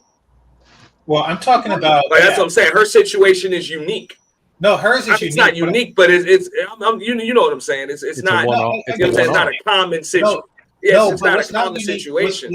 What's not unique is the way people reacted to Brienne. The way people, Mahogany and Melody and people like that reacted to Brienne is the same way that they react to regular fat women, and that is telling them that it's okay. That's like telling them not to take it too far or something like that. That is what keeps these fat women fat. We don't suffer from like an anorexic problem in the Black community. No. But yet we caution anorexia when somebody wants to lose weight. That is ridiculous. That's like caution. That's like if I see somebody trying to sober up from crack, say, oh yeah, you don't want to suffer from sober disease. That is ridiculous. We never said it was okay. We said she's a beautiful woman. I never said it was okay. No. But believe it or not, to go to what Game Changer just said, a lot of people do suffer from sober up disease. They die from withdrawals that kill them. So that's why it's a situation. And if you tell that to, they actually have to go. No, they have to go through like real rehab, so that way they can come off of the drugs without it killing them. Weight loss. But my point is, exactly. I'm just saying. But what Mahogany was saying is, if somebody loses weight unhealthily, it can kill them. It's not always healthy just to try to lose weight. No. It's who you saying it to. And this is what I'm talking about. Okay, though there's truth of it, and though there are crackheads that die from crack withdrawal, I wouldn't tell a crackhead that because it would just justify their continued crackheadness. Just like I wouldn't tell a fat woman that because it's going to justify their continued Jack in the Box number 7 supersize. Okay, I know how they think, and they look for any excuse not to be better. What happened? They look for any excuse, and they take the ones like the one Mahogany gave and like the one Aunt T gave. People who are addicted to crack and food, take any excuse to eat it and smoke it, and I don't give them any. Everything is worse when you're on crack, and everything is worse when you're fat. As a woman, everything is badder. I just think there's a thin line between. No thin line. I'm a bridge what you're saying, Game Changer, and I'm a bridge what Mahogany is saying. I think there's a thin line between coddling, which I think what you're saying, Game Changer, is like society coddles big women, into what Mahogany is saying, it's just about being comfortable with yourself and not driving yourself crazy to look a certain way. I get that. So I get both sides. No, drive yourself. I want to add something, Game Changer, really quick. I just want to say this to you. You said that the epidemic rate of thin women in the Black community. But what we do have, and this is kind of what I'm talking about, is a lot of women with low self-esteem. And I'm all about women raising their self-esteem, because with low self-esteem comes a lot of other problems that you see our women going through. You see them engaging in things that they would not be engaging in if their self-esteem was better. So that's kind of my concern. It's not so much the physical side. It's very important. Self-image. That is crazy talk. Nobody has higher self-esteem than a fat Black woman. Let's be clear on that. They walk around calling themselves queen. That's an illusion. Well, whatever you want to call it. No, it's an illusion. It's a mask. No matter what, they have the illusion of high self-esteem. There isn't a self-esteem problem either. You know, and if you're fat, you should have low self-esteem. You're fat. You need to do better. Okay? You should feel bad about yourself. Others feel bad about you, and it smells funny. People like you, huh? So there is the okay. So game changer. Like, I get where you're coming from, GC. Like, there is the shaming angle, and there is the we need to do better angle. But then there's the other side of it, which is unraveling the bullshit, unraveling the wrong. And I see both sides of it, and I mean, there's a lot of there's work to be done on the individual, which is where it all starts. But how does the individual do that without tools, without knowing what to do next? Yeah. I know what they need to do next. It's called a treadmill. Okay, it's called eating less. It's not the same thing, man. Yo, game changer, man. You ain't shit, man.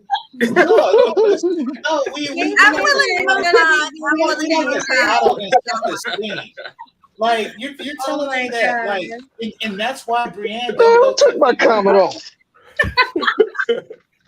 No, I mean that's why Brienne don't go to a female doctor, because they say stuff like, "Oh yeah, I want to preserve her self-esteem." You want to know what preserve her self-esteem?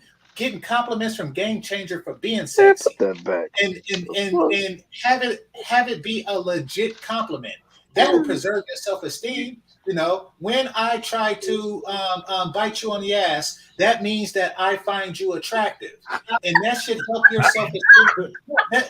Hey, hold on, Game Changer. Now I gotta stop you. She gotta have some ass in order for you to bite her ass. Right, you were saying ass don't matter, man. You were saying ass don't matter earlier. No, we got you, dude. We got you, GC. Like we got you. You said ass don't matter, bro. How can you bite an ass that don't matter? No, yes it do, because I don't want my teeth to sink in.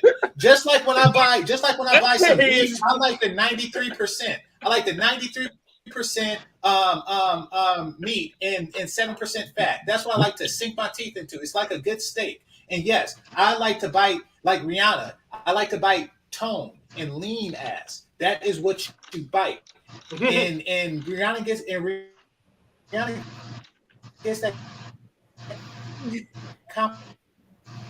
You're going in and out, dog. Yeah, because ass does matter, man. Them streaming guys hitting them. Because she maintains, even after the pregnancy, because she maintains good weight. Thank you, GC. All right.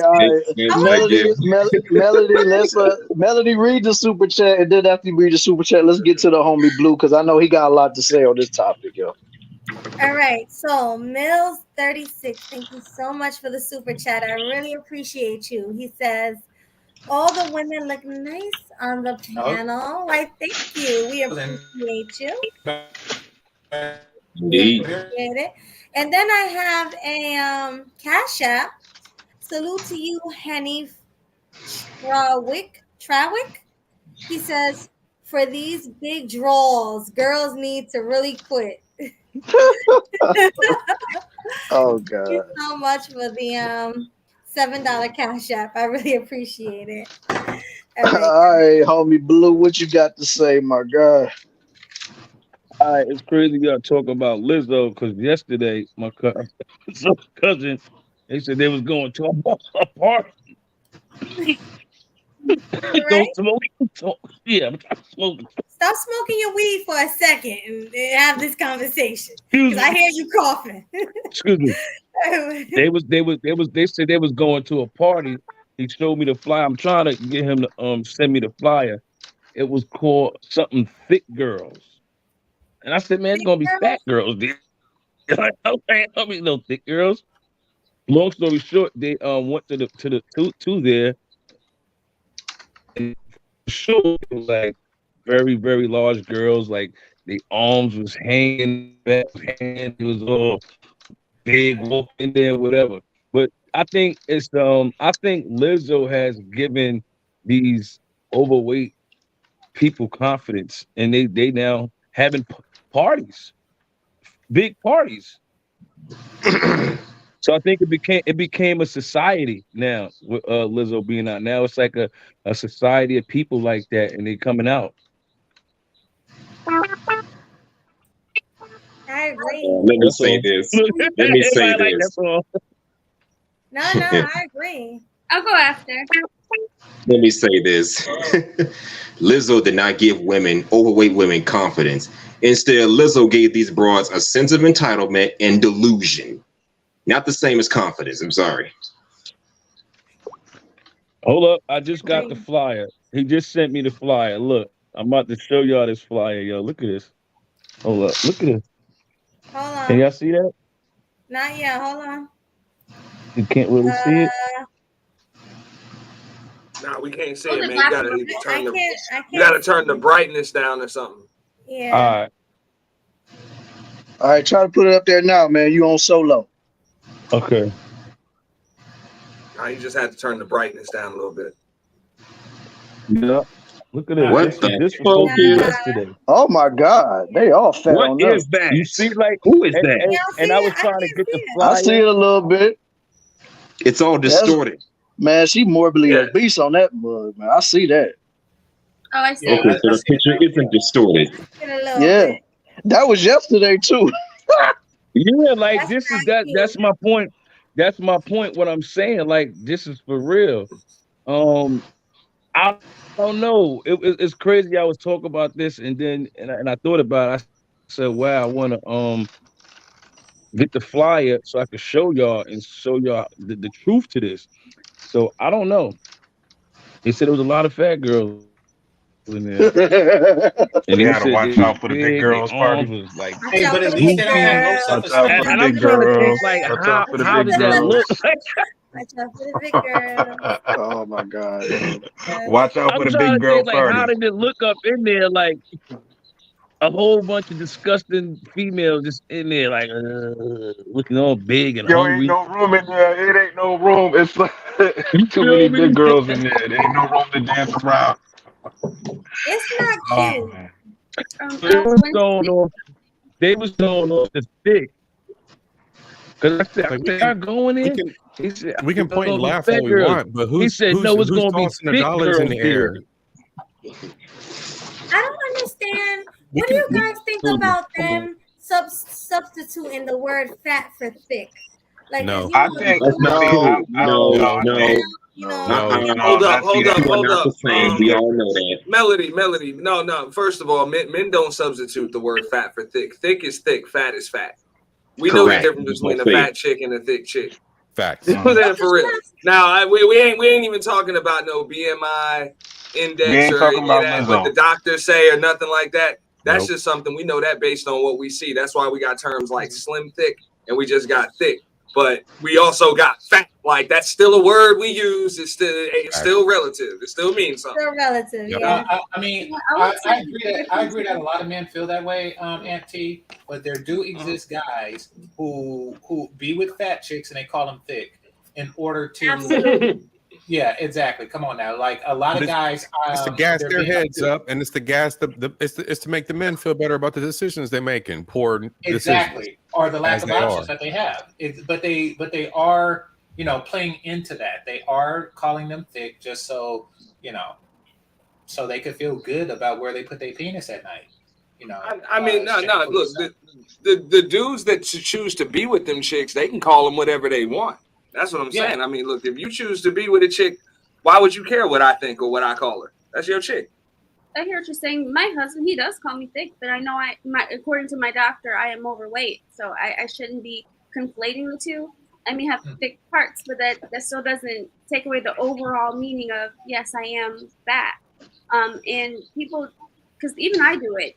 Instead of using the word fat, I use bigger or larger or things like that. And fat is fat. When you call someone fat or you describe someone as fat, there's a perceived idea of what that person may look like. Now, in some instances, I don't exactly fit that, but I know it's good. You just had a child. I know. I would say women who are in their first year of having a child, I do place them on a separate category, but also I was overweight right before I had a baby. And again, I don't know the exact reason how I got pregnant so fast, but I am assuming, based on what my doctor said and based on what I felt in my own body, losing that 15 pounds helped a heck of a lot. That's my assumption, and that's the guess based on what my doctors told me. Again, everyone's different, but that 15 pounds, getting pregnant in 30 days, I think it was 35 to 40 days, it was just nice to, get pregnant that fast, and I really wanted a baby. And weight loss can't hurt, especially if you are already trying to have a baby. So again, Brianne, real quick, you said you were already overweight before you had the baby? Yes. But not as much. Yeah, not as much as I am now, no. And then my OB also said, you're not eating for 2. You're just eating until you're full, then stop. And my baby came out 6 pounds. So, well, normal size. Because I had aunties who had like 10-pound babies and they were eating for 2. So every time I told them pregnant, make sure you eat enough, make sure you eat enough, make sure you eat an extra plate. And my OB said, do not listen to those women, they are wrong. That's what my doctor told me. And I followed exactly what she said. I only ate till I was full. I stopped and I took my prenatal every day. So yeah, I didn't have a baby that was so ridiculous to push out. She came flying out. She was slender and she was healthy. So yeah, I mean, again, basically babies turn moms into babies are parasites. Moms are just hosts. That's what my OB says. Yeah, she was like, you got to take your prenatal every day, and I took it every single day. And I only ate until I was full. I didn't over-engorge myself like every other aunt told me to do. They kept saying, eat until your stomach is about to burst because you want to make sure that baby gets nutrients. Wow. No, that's not logic. No, that's bad. That's bad advice. It really is. Because I didn't gain weight until after the baby came and I couldn't move. So I'm eating and sleeping with the baby, eating and sleeping. Because before the baby, we were walking everywhere. I was still working out. I think I posted on my YouTube channel. I wasn't doing anything crazy. I was just walking everywhere. And it was great. But as soon as that baby came out, I had to sit down and I was eating. That's where my weight came from, not even my pregnancy. So I wanted to make that difference. You're not going to gain a lot in your pregnancy. You're holding the baby if you're doing what you're supposed to do and listening to your doctor. Again, listen to your doctor. And then afterwards, when you're eating and doing nothing, that's how you're going to gain weight. And that's where I gained my weight from. And that's because as soon as I had my child, level is what they program into the moms, and then you end up with these moms that are out of whack and not taking care of themselves properly. Yeah, I was almost pre-pregnancy weight 2 weeks after having my baby. But after that, my husband went back to work a few weeks after that. And then, yeah, it was just me at home eating, sleeping with the baby. And that's where the weight came from. But now that I'm more mobile, I feel better. My face is slimmer, but the weight still needs to come off. And I am taking supplements and listening to the doctors, but it has to go. It has to go. Well, thank you for that, Brianna. Hi, the African wolf. It's like we get these waves of bad advice in the community, bad advice amongst health professionals, and we're left to sort it out for ourselves, or our ladies are left to sort it out for themselves. Right. I agree. I agree. That's why I'm careful. And that's why, and I apologize, Mahogany, if I'm hard on you. But that's why that's why I'm hard on you, because that's bad advice. To tell somebody who's overweight to worry about body dysmorphia is bad advice. It's not bad advice. The best advice is don't be fat. That is the only advice that you give to a person who's already fat. That's the only advice. I think that's what I'm saying. That's like telling somebody who's failing a class, don't be a nerd. No, get better grades. Like you give them a extreme.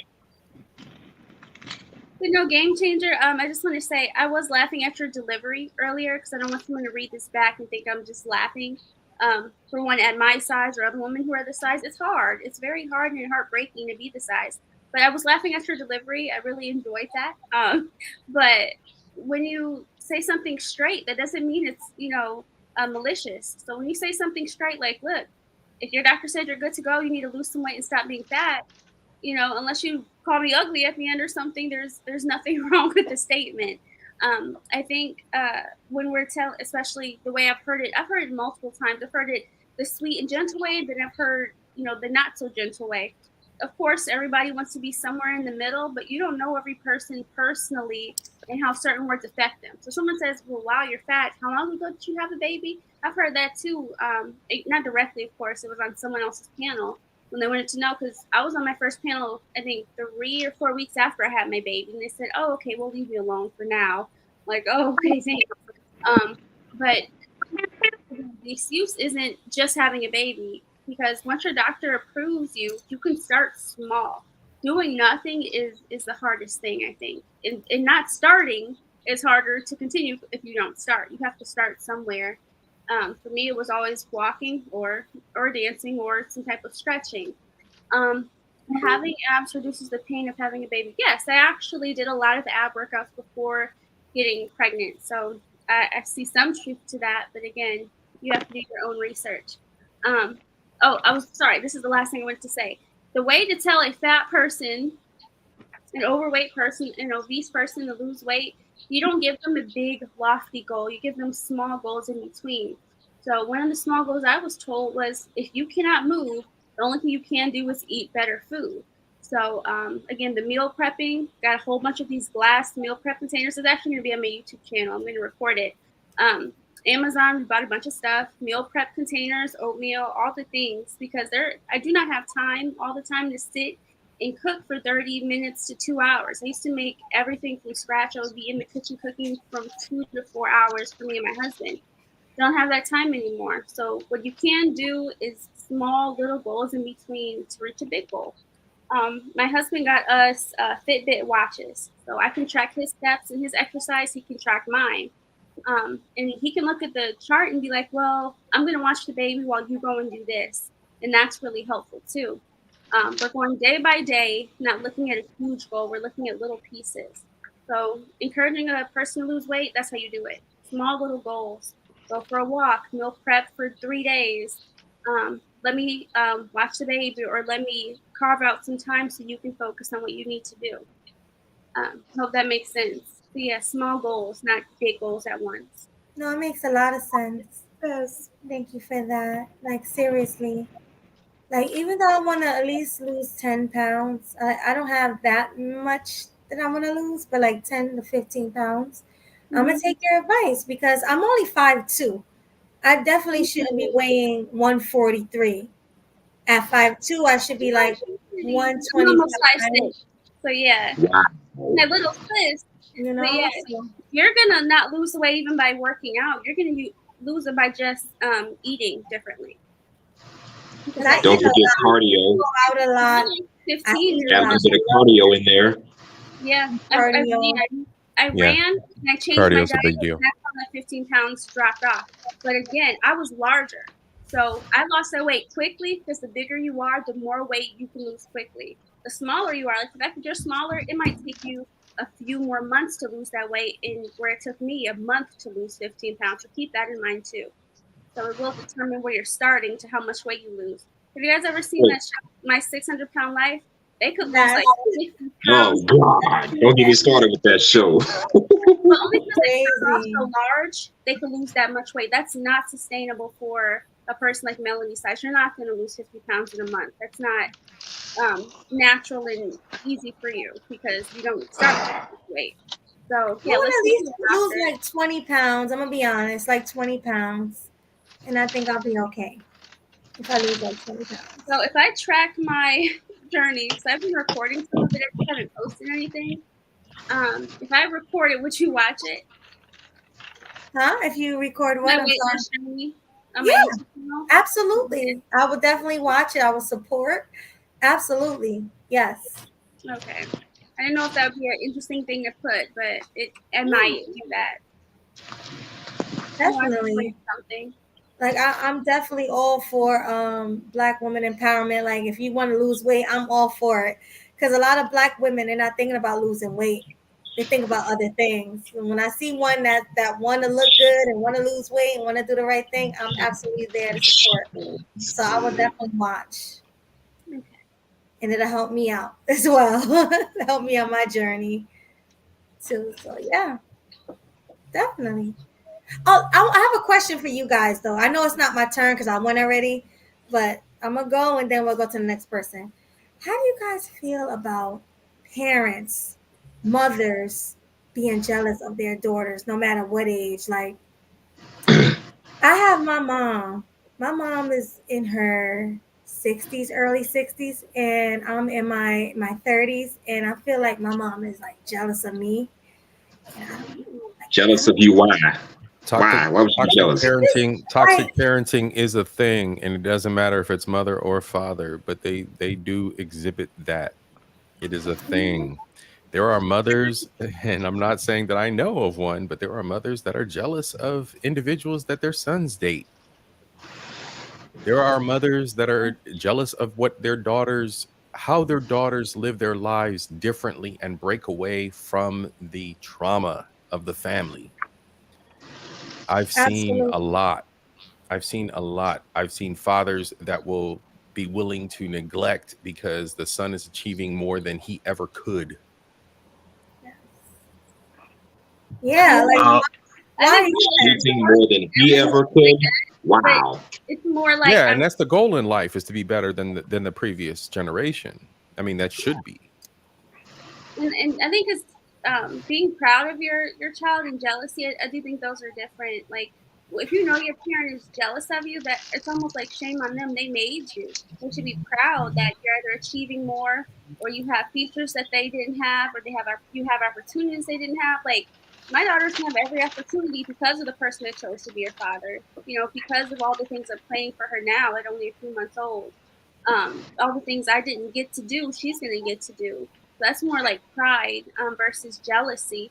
And I mean, you can even live a little vicariously through your child because they're going to have those experiences. They're not going to be halted because of money or circumstance. And then I'm a stay-at-home mom, so I'm going to be able to see it all. But the fact that your mom is jealous and she's not proud of you in certain aspects, I guess I'm not exactly sure where the jealousy comes from. You know, it's a shame. She should be happy and proud of whatever she helped to do, because she either had you raised that way, or you know, she taught you those things. So what's missing? Like, is it the way you look? Is it the accomplishments you have? Like, what is the I'm jealousy? just saying, like in general, I'm just using myself as an example. Like, all right, I know a lot of people say their moms are jealous of me. Like my mom, she'll make little remarks, like she'll try to bring my confidence down a little bit, you know, because she see how I have confidence. So she'll be like, "Oh, you look." She told me I look like a leprechaun the other day. I look like a leprechaun. Wow. What are you Your talking mom's about? hating on you.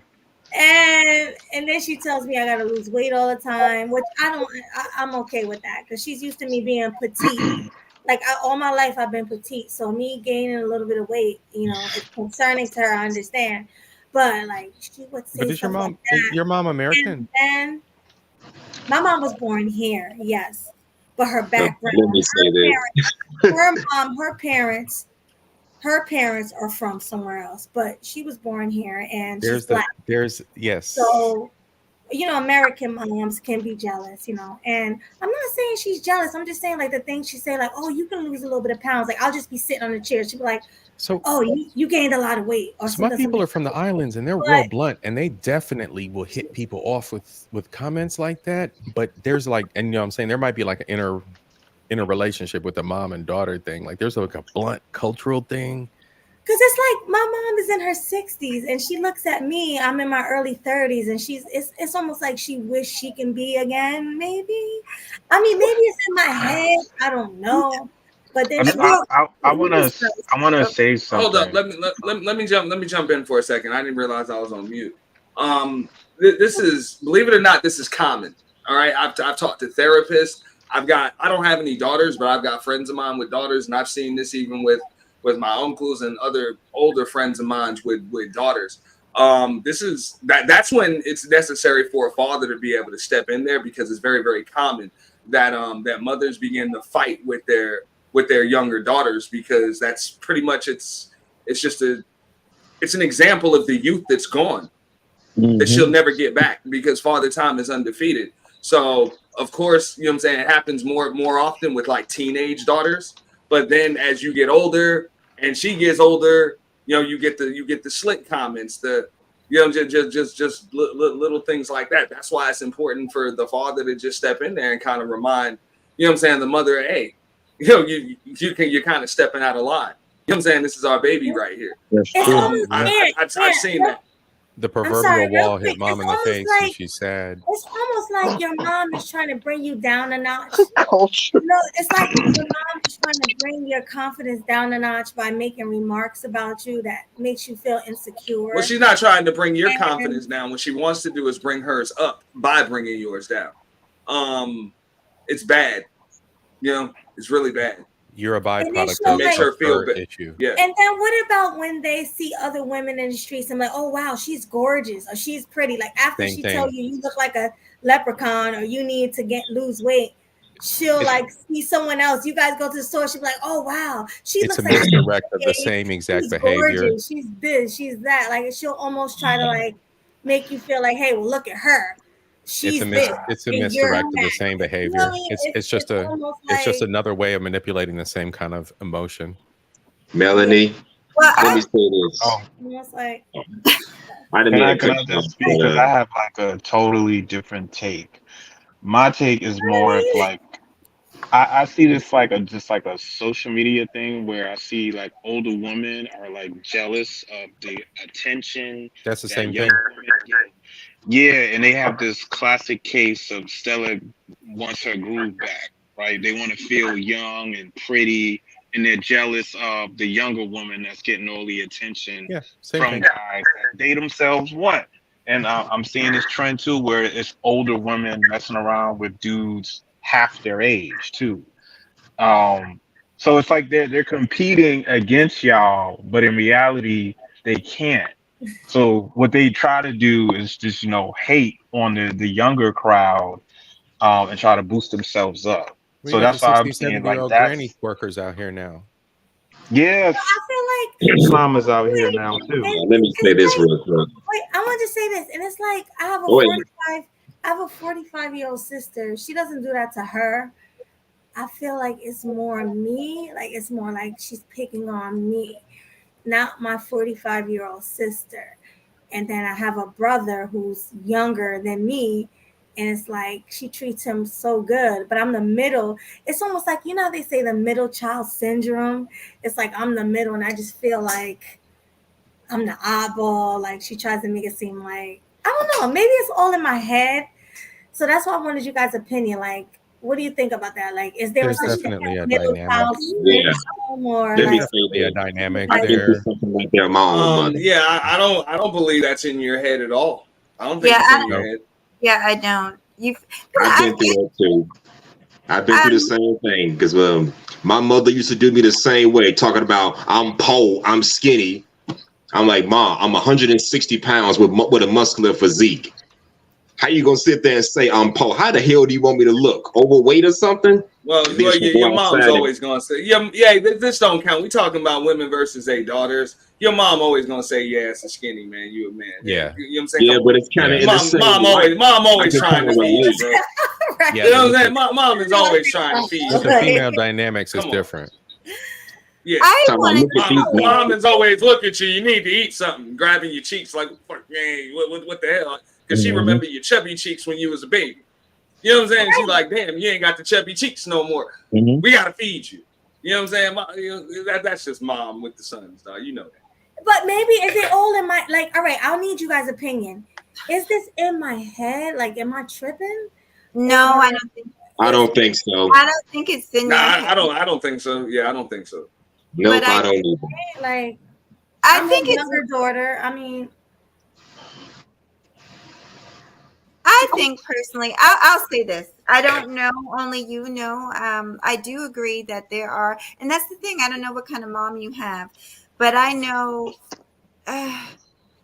I felt that way too about my mom at one point until I realized that it wasn't so much jealousy for her. It was more so her being hard. My mom was extremely hard on me, and I could never figure out why. She was hard on my brother too, but she was extremely hard when I compared the way she brought me up to my friends and my cousins and my family members. Yes. He did not play with me. And but finally, once I got of age and older and we could sit down and chit chat, I asked her why. And it was really because she was sometimes, especially the older generations, they don't know how to really, for her, it was a protection thing. It was make her tough so she could be prepared for the world. That was my mom's way of thinking to this day. My mom, I talked about this on my own channel. Me and my brother were adults before my mom really started telling us, now this is, I'm not recommending this, but this is how tough she was on us. She really didn't, she wasn't the most emotional, she wasn't all lovey-dovey. She would hug and kiss on us from time to time, but it wasn't like me and my son. We are very emotional. We hug and kiss all the time. I love you every day before we leave the house. My mom was not like that.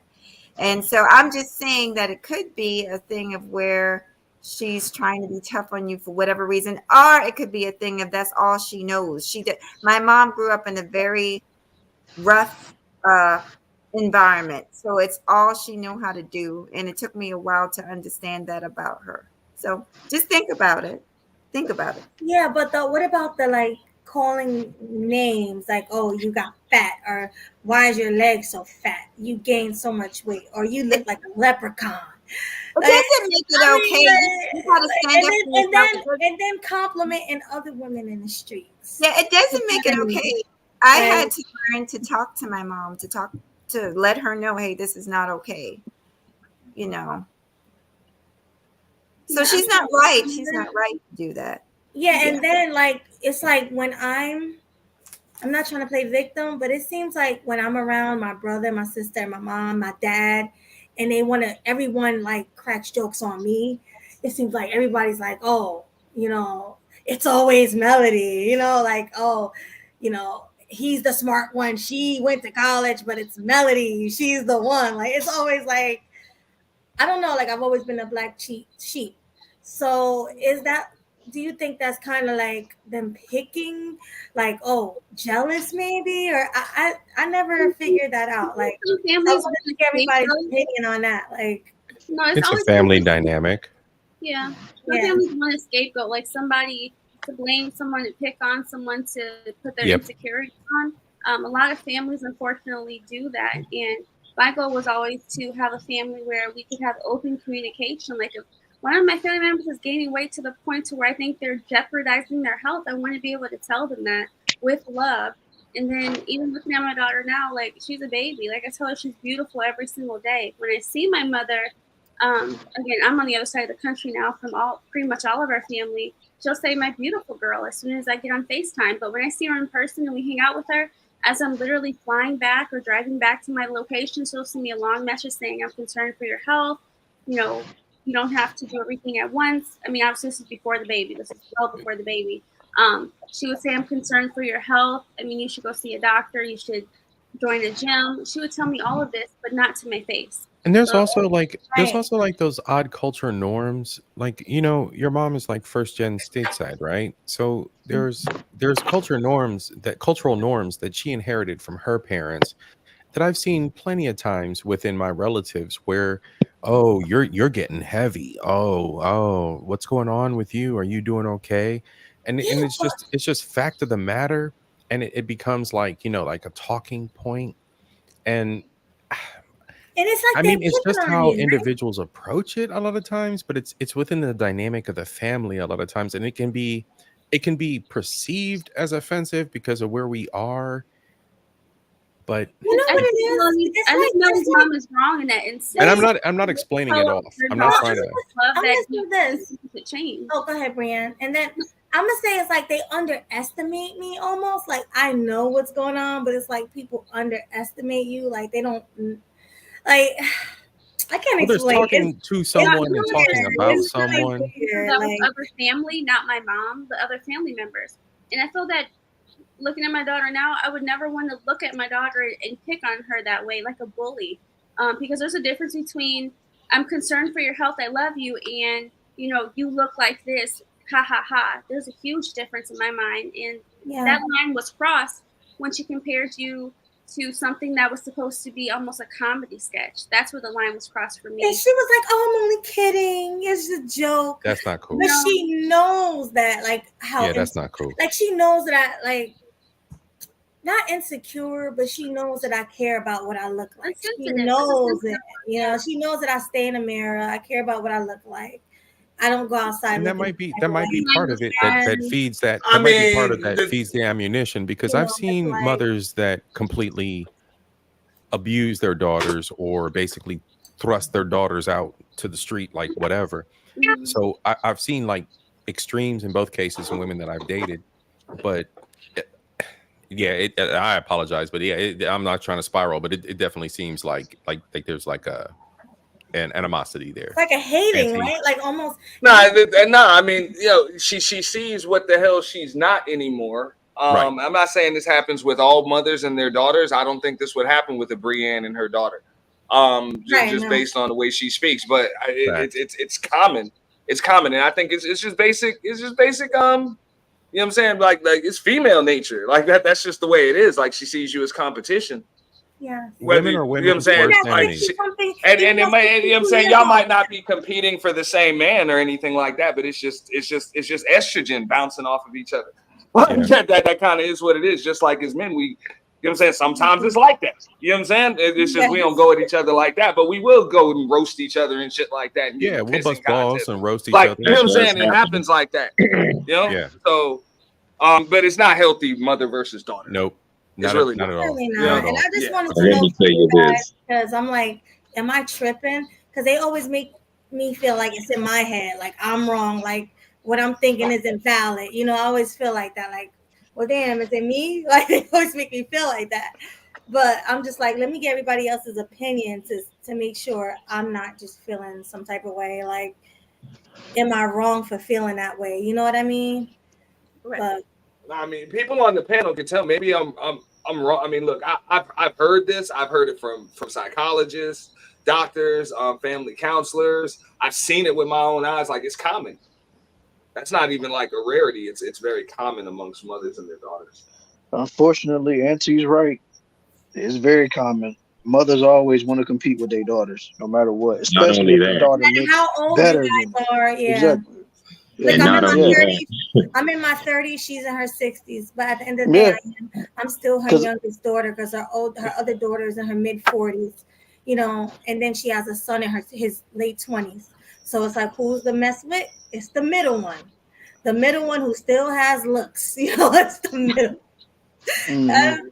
That's what it is. Like, well, I ain't never been a middle child, but I know I've heard from many people that the middle child always get it the worst between the first and the it usually be the middle though. Yep, I can relate because I'm kind of the middle one in my family. Yeah, like I said, because I'm the baby in my family, so I don't know. But like I said, Yeah, I'm the oldest in my family, and then we got twins in the middle, so the twins got their own special place. But you know what I'm saying? Special treatment, yeah. Oh, twins get special treatment though, but that don't count. Yeah, I don't have any twin siblings. Yeah. Wow. Look at trying to throw a wrench in the playing coach. I'm like, nope, can't do it.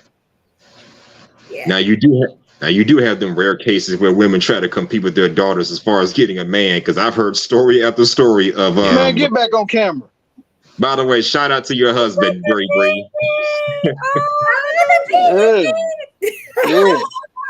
Look at the chunky baby legs. Yeah. Oh my God, I see the baby's legs. Chunky baby legs. The joys of motherhood. That's the little bunny for you. Mm-hmm. That's funny. Yeah, that's bunny. Bunny. Yeah. Mm-hmm. Well, shout out to your husband and the little bunny. Okay, Bree. Yeah, shout outs to Happy Fam. Yeah, man. Salute to I that, was talking man. about weight loss and having Something babies. all women dream of, having a family and a husband. That's Yeah, what all Mahogany, you women running a happy dream fam of. your way too, right? So yeah, happy, you know what I'm saying? Salute to the happy fams. Brothers out here, like we ain't all singles, are we? I am. Who's single? Let's get Mahogany. people's business. Mahogany, how old is your son again? I forgot. Oh, it's okay. Oh, I done got all up the camera. He's 22. He'll be 23 soon. 22, and your husband, he's 22 around. years old? 22. No, that's not old. That's very young. He'll be 23 soon. And I Man, she got grown kids over there. Y'all need to She got stop grown kids over there. infantilizing. Yeah, so Stop calling 20-year-olds young. I'm looking in the camera. You got a 21. 20 is young when you have a baby. What? 20 is not young. No, I'm saying she looks Man, too young. you ask Mahogany. That's always gonna be her baby, though. Yeah, All that's right, her one at a baby. time. One at a time, yo. One at a time, yo. I was saying she looked 21 her damn self. I'm like, wow, I'm impressed. I'm impressed. Mahogany looks great. Those are 22 months old. That's what I thought you were saying, the months. That's why I was No, laughing. but you want to know what, Bree? It's so funny. It's Bree, right, Brianne? Mm-hmm.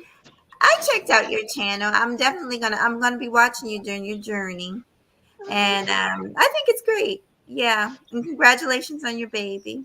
It's exciting, new family, especially at your age. It's very exciting, So yeah. I just wanted to say that. That's really it. Oh, salute to the baby bunny. Tell her Uncle Swag said hey, man. We love it. We love to Yeah, see it. you gotta tell her Uncle Swag said hey, yo. Baby chunky feet. Uncle Swag. Are you guys going to stay on after the panel? Because then I can have the baby on screen. Oh yeah, I met my little niece. Oh yeah, you did last time. I did too. So you know. She was adorable. Mm-hmm.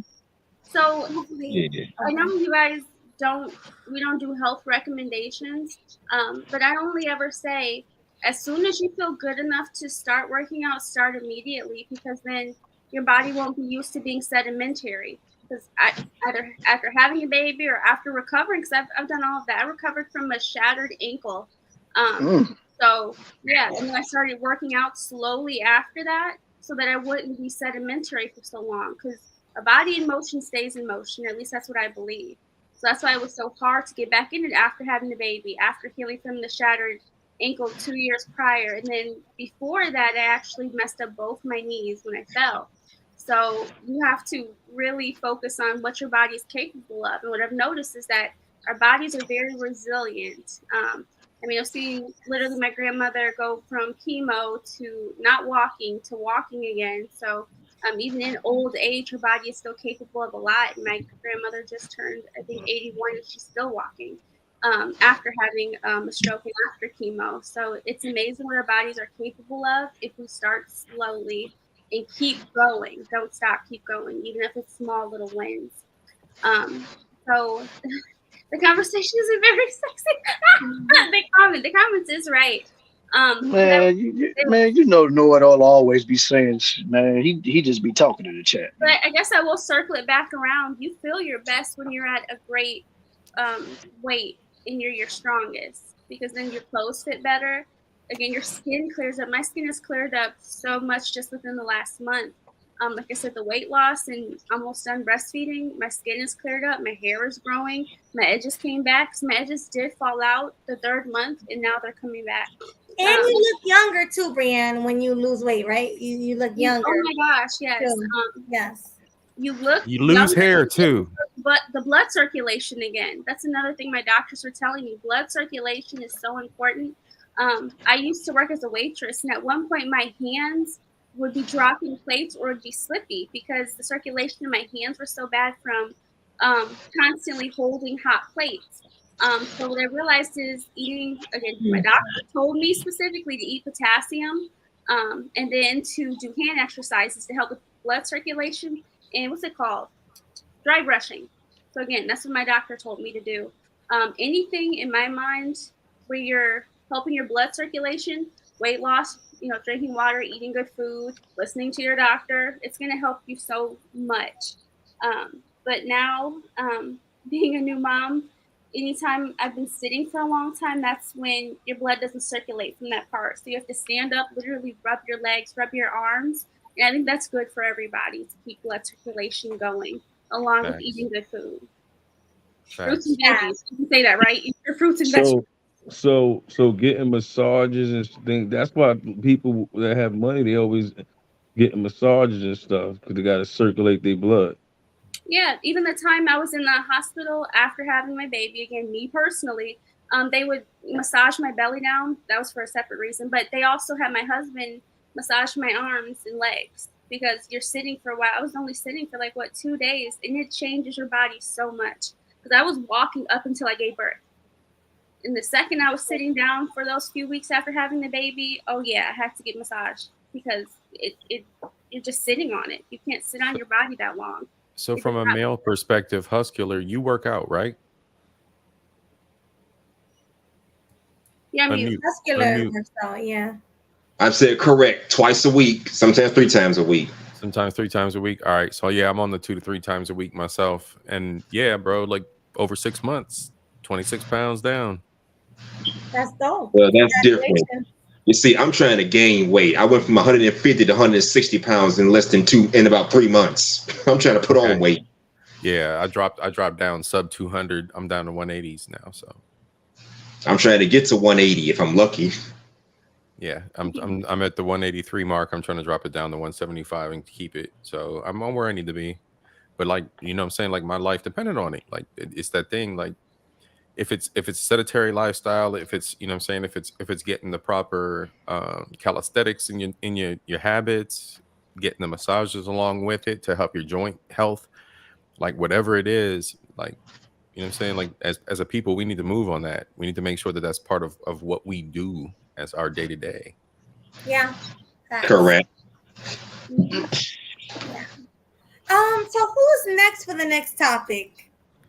Let's go with Aunt T. Let's skip to Aunt T. Let's see what topic he has tonight. What's your topic, Aunt T?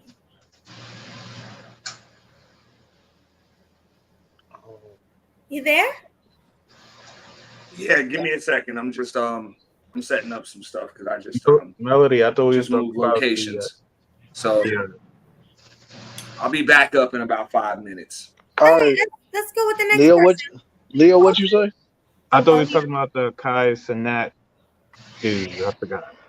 The Kai Cenat situation. Shoot, I thought so too, but we've been over 2.5 hours talking about weight loss, man. Everybody went crazy to get one of these. Everybody went crazy on that topic, yo. They went crazy. Yeah, right. It needs to be said. I'm like, we trying to reel it in. Y'all taking it back. I'm like, man, what is y'all doing? But no, it's all good though. It's all good though. I guess we could talk about that. Go ahead, Leo. And what's the topic again? Well, have you heard of Kai Cenat, a hustler and muscler? Who? Not until he's a Twitch. He's a Twitch streamer. You say Kai Cenat, the YouTube streamer, the streamer. He's a Twitch. He's a Twitch streamer. He came to New York. Oh yes, I remember him. I heard what he did in New York. Oh boy. Yeah, and he was having a free giveaway, and he caused a huge riot. And it was crazy. It lasted for hours. People were basically putting it all over Instagram and Twitch, and it was all for a PS5 and a PS5 controller. But I actually think the real problem was people was doing a lot for clout. Correct. That's what I'm saying. Clout chasing is crazy. Because everybody that was in that humongous crowd, because Kai Cenat was literally in a Jeep, going through New York City, and he had a humongous crowd just kind of boxing him in, and everybody's chasing him on IG with their phone and all that. It caused a huge ruckus to where a whole bunch of crazy stuff could have happened. People could have got trampled. Kai himself could have got robbed. I think he got arrested too for causing that fight. Yeah, he faces some charges too. Yeah. So I'm like, let me ask you a question. This is a do you think it was worth it? Now, keep in mind, Kai is 21. He's a kid. He's 21. Now, I can see as a 20-year-old, that's some fun thing to do. You know, you tell everybody you going to New York City and cause a humongous crowd and eruption like that. But do you think it was worth it for what he did? Who want to answer first? I will. Of course. What you mean, course? Oh boy. Just answer the question, bro. All right. I'm gonna say no. No, it wasn't. I mean, seriously, like the man said, he did all that just for clout. How the hell are you gonna say, oh, this is a video game console giveaway? But then when all them people gather, you like, okay, there is no giveaway. You did all that just for clout? Seriously? And you caused thousands of dollars in damage? They made so many arrests that night that they had to use public transportation just to house some of the people that they arrested. Seriously, the CTA, everything. I'm like, oh no. You did all that just for some goddamn social media attention. You full of I'm sorry. You full of ish. It wasn't worth it. And I think that even though he didn't directly cause any harm or damage, he should be charged because he's the reason all this BS went down in the first place. All for some damn clout. All this for some damn clout. So he needs to be held accountable for his BS behavior. That's my take on it. My mic is muted. Carry on. All right. Who we gonna go with next? Swag. Yeah, who are we gonna go with next? Who else want to touch on this topic of Kai Cenat doing the craziness down in NYC? Who want to touch on that, man? Hey, I can jump in here. Go ahead, Culture. So here I go with the philosophical shit, right? So we got multiple layers to this. Right. All right. So the way I'm gonna look at it is like this, right? All right, you got his layer and you got the layer of the reaction of the crowd.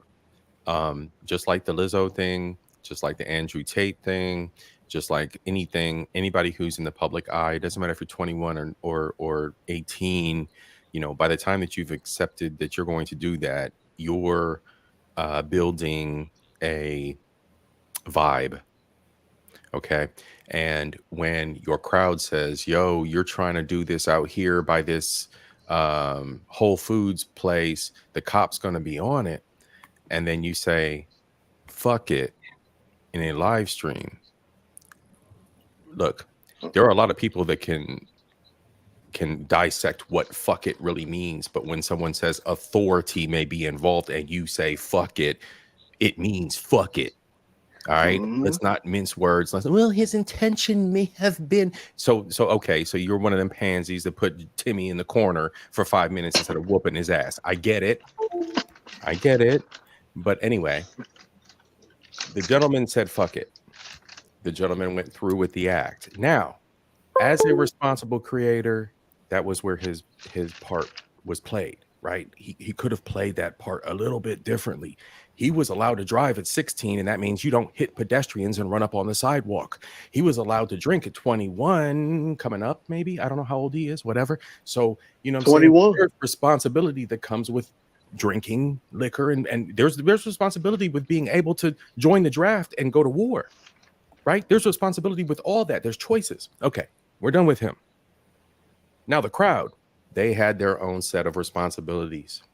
They had their own set of, hey, yo, we don't got to be on the IG or the Twitch streaming live, bouncing off of cop cars, bouncing off of taxis. So everybody played their own part. Everybody played their own part. Everybody's accountable. Yeah. Nobody's, and if they wasn't taught, they wasn't taught. But it's still their responsibility. Mm-hmm. You're right. You're absolutely right.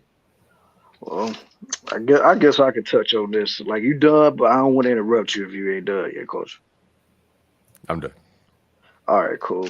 Yeah, I guess I'll touch on this, man. You know, and then whoever else want to take it after me can take it.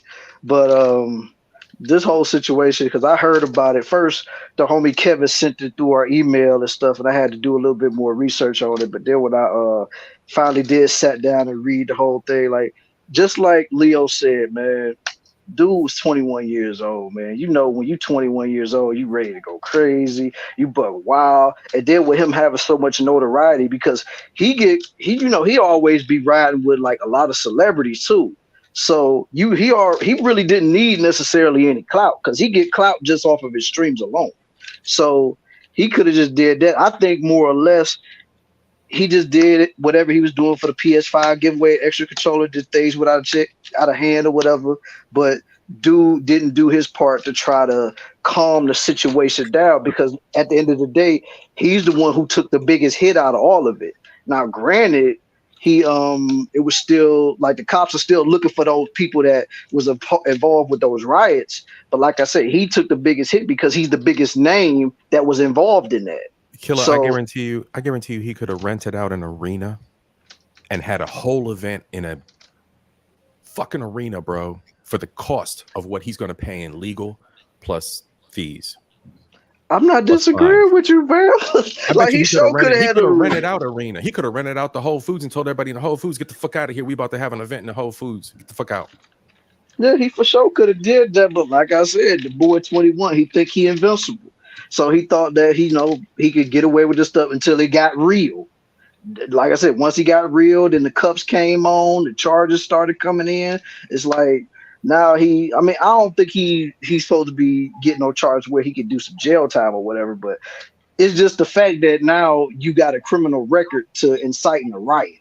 It's like now you just a bad look, and now I think he has since made bail, so he probably at the house kicking it or whatever. Killer, but he probably think he cool because he did that. Now he's like, oh, I got a record because I had this lit crowd follow me in NYC. Absolutely, it's so funny that he's a big influencer. So what I'm thinking is you're gonna have other 20-year-olds coming up thinking this is some cool-ish to do. It's funny that y'all say that because I was just about to hit on that point. Because like I said, the dude is 21 years old. Dude already thought he was invincible just by the connections that he got with celebrities. This ain't nothing but a high but speed now chase, bro. It's just a high speed chase. Yeah. Either way, man, the situation is messed up, and honestly, I hope to God the cops find those other people that did that too, because it's like you say, they all had their own part to play. If you want to mess around and mess up cop cars and stuff like that, you deserve whatever you get out behind that. It wasn't cop car. I didn't see cop cars, but I saw cabs. I saw other people's cars. No, they said they vandalized cop cars. I even seen pictures of it. I didn't see that. Yeah, it was in that article I was looking at. So yeah, man. So that's all I really got to say on that subject, man. Everybody's at fault, especially Kai Cenat, man. Got to do better, man. Especially being a big time influence like that. Piece there, man. There should be more of a bite to it for him because there's a responsibility. It just is, man. Like you get 16, you get a car. Like, you know what I'm saying? Like there's responsibilities within each piece of our evolution and growth as a human, and like, being popular like that, like even if it's high school, like you popular like that in high school, like you could cause a riot like that in the school, like. Yeah, but just like I was know what it is, man. But I just gotta say this though, man. Like this is also like a real black eye when it comes to black content creators as well, because you don't really hear about this with white ones, and if you do, it's probably the few and far in between. Like you ain't two brothers, Pauls. But they stupid. They stupid. You know what I'm saying? Plus they from where we're from. So but yeah, they stupid. And plus let's be for real. Don't nobody really like them Paul brothers. Like everybody hates them. Yeah. So but people actually love Kai Cenat. So that's what I'm saying. Like, don't nobody like them. Like, do you see every time they make media appearances? Every time you see Jake Paul or Logan Paul, they hate their guts. The other two dudes, Beast and the other guy get more props.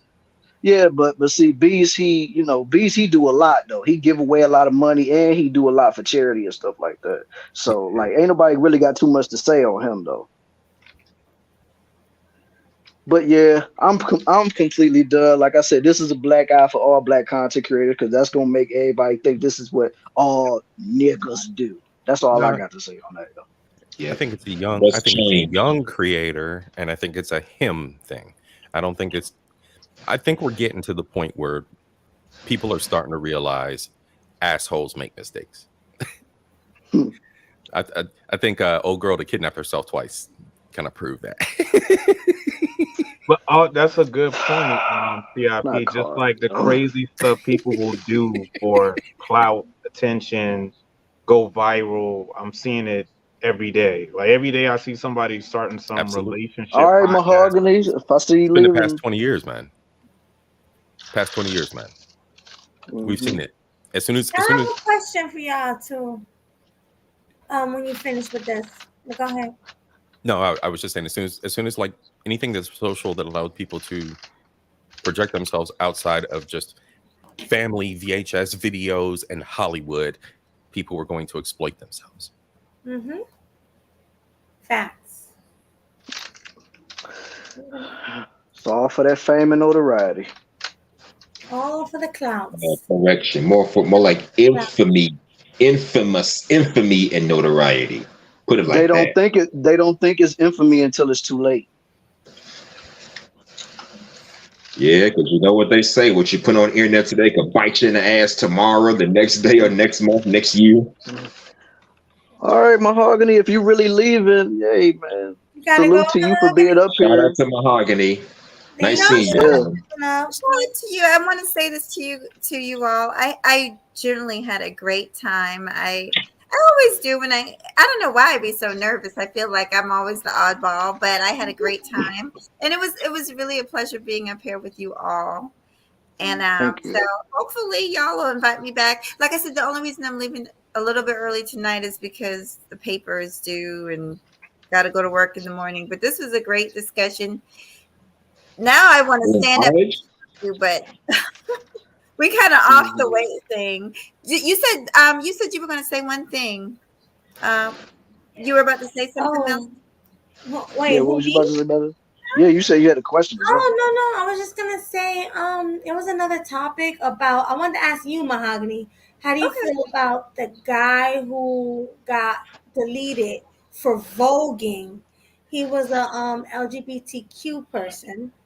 He say that he got, well, his friends are saying that he got deleted for voguing, but it turns out that yes, he was voguing, but they had a little dispute with the other people, and the other people pretty much walked away or something. They walked away, but the guy who got deleted came back for more. The guy who they just said he got deleted for voguing because he was jihad, he came back for more and was provoking these people even more. And I guess they said it was self-defense. So this is actually, see, you guys know way more about what's going on than I do. This is my first time hearing about this story. Of course, I don't think anybody ever deserves, to be deleted. Of course, it's always a sad situation. You know, I'm a little bit older than you, Melanie, and Game Changer, and a few of y'all on this panel, and Brienne, obviously. And I just remember a time when that actually used to happen a lot with now people have more freedom to come out the closet it's a lot different than it was back in the day. I had an uncle that I'm almost certain was in the closet, but it just was not accepted back then. You're talking about the 80s. So it's a sad situation. I hate to hear anybody gets deleted, let alone that's a hard one, Melanie. But I mean, yeah, that's just sad regardless of what their sexual orientation is. Melody, can we come back to this? But can I ask Mahogany one question before she leaves? Oh yeah, sure. Mahogany, if you could make a movie about your life, write, direct, produce it, what would the title be?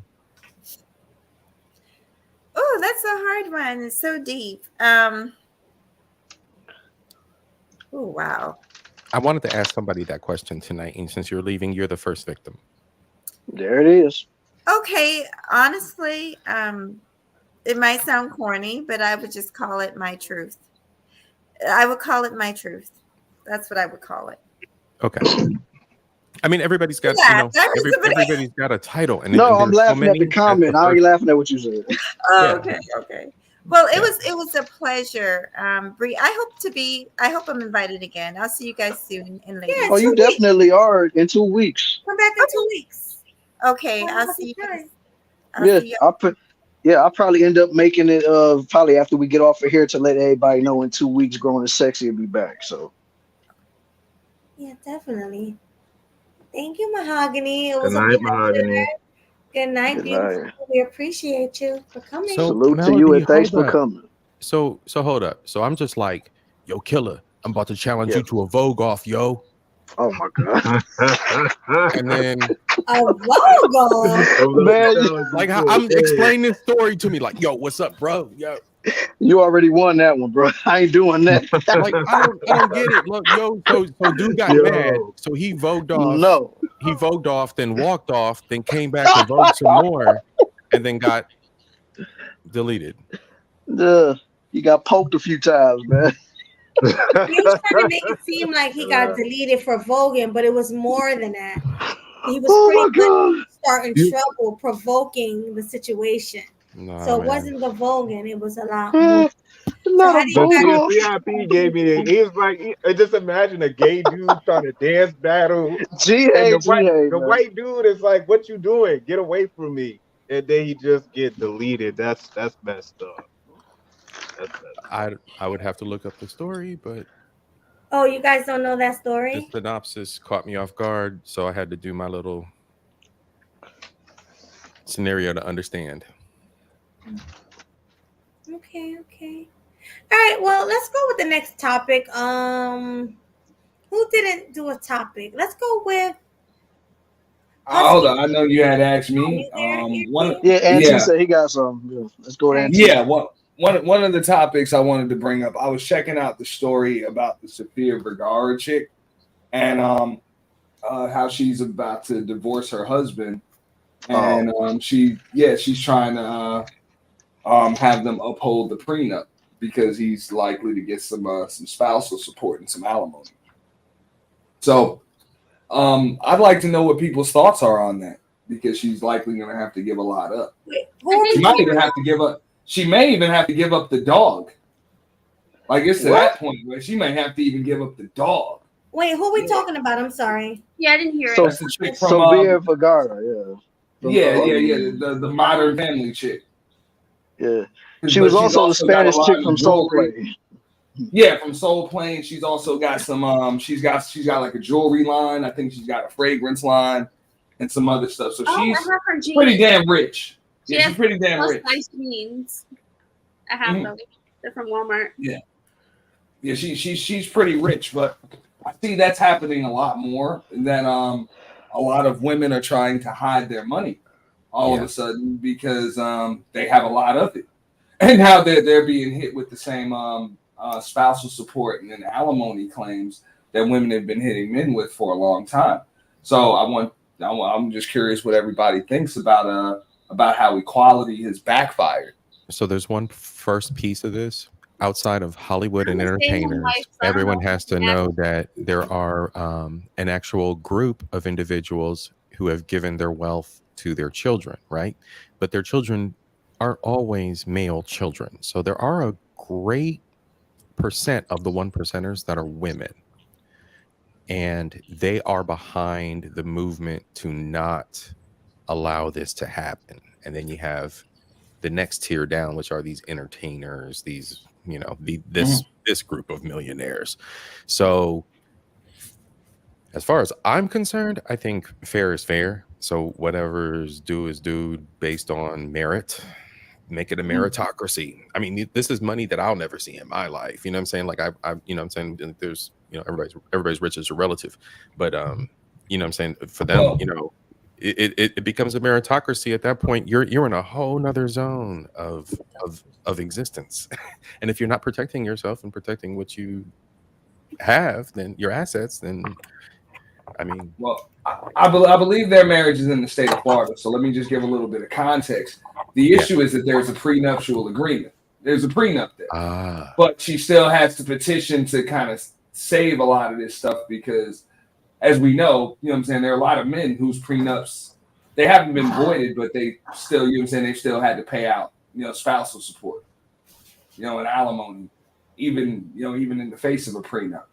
They may not be able to get the premarital assets or whatever, but they're still entitled to a certain level of support, because of the lifestyle that was presented.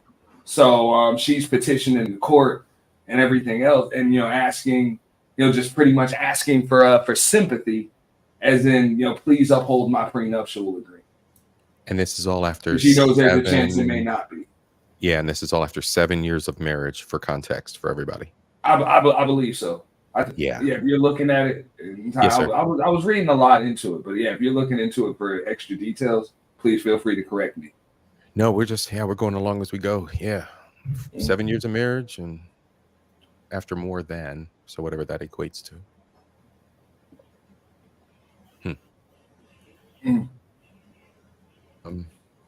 But behind this, the last person I saw to comment on the alimony / spousal support from women to men was Mary J, and she was against it. She was upset about it. Mary J. Blige. Before her was the First Wives Club, or whatever they're called, from Florida, that were mad that DeSantis put his little thing in effect. And I watched the whole thing about those women, but like the lady that I watched, she was rolling in a Ferrari, had spent over $1 million on starting a new business, and didn't understand how her business startup cost had inflated to that amount. And she just like blew the money by writing checks, $1 million in checks or whatever. So, you know what I'm saying? Like there was like a level of ridiculousness that completely was abuse of the system. You know what I'm saying? Like when you say I'm a baby mama and I'm struggling, like that's not struggle. That's not struggle when you're getting over 10 G's a month. That's not struggle. So yeah, my 2 cents. That's just the news that I've seen on it. So I think a lot of it is ridiculousness. I don't think that this is like the average everyday individual that hasn't even thought about that, because we're so selfish on our level. Like, you know what I'm saying? Like, we're not even like at that yet. Like, people are just trying to survive. Not even selfish, excuse me. We're just trying to survive. Individuals are just trying to survive and just trying to navigate what they're trying to navigate. So if selfishness becomes a part of that, like, they haven't even thought in a level of like this. Like $43 million. Yeah. Yeah, like this dude might even take her dog. It's petty. Well, it's actually his dog, because she admitted that it was his dog. She came in, but yeah, it's pretty much, yeah, she might lose the dog too. I think it's petty, bro. It gets to a level of pettiness when it's like this. This isn't realistic survival shit. This isn't real. This isn't real kids. Actually, they don't even got any kids together. So is the question about the divorce, or is it about her having to pay him alimony? Yeah, and pretty much, her asking for leniency with the prenuptial being upheld.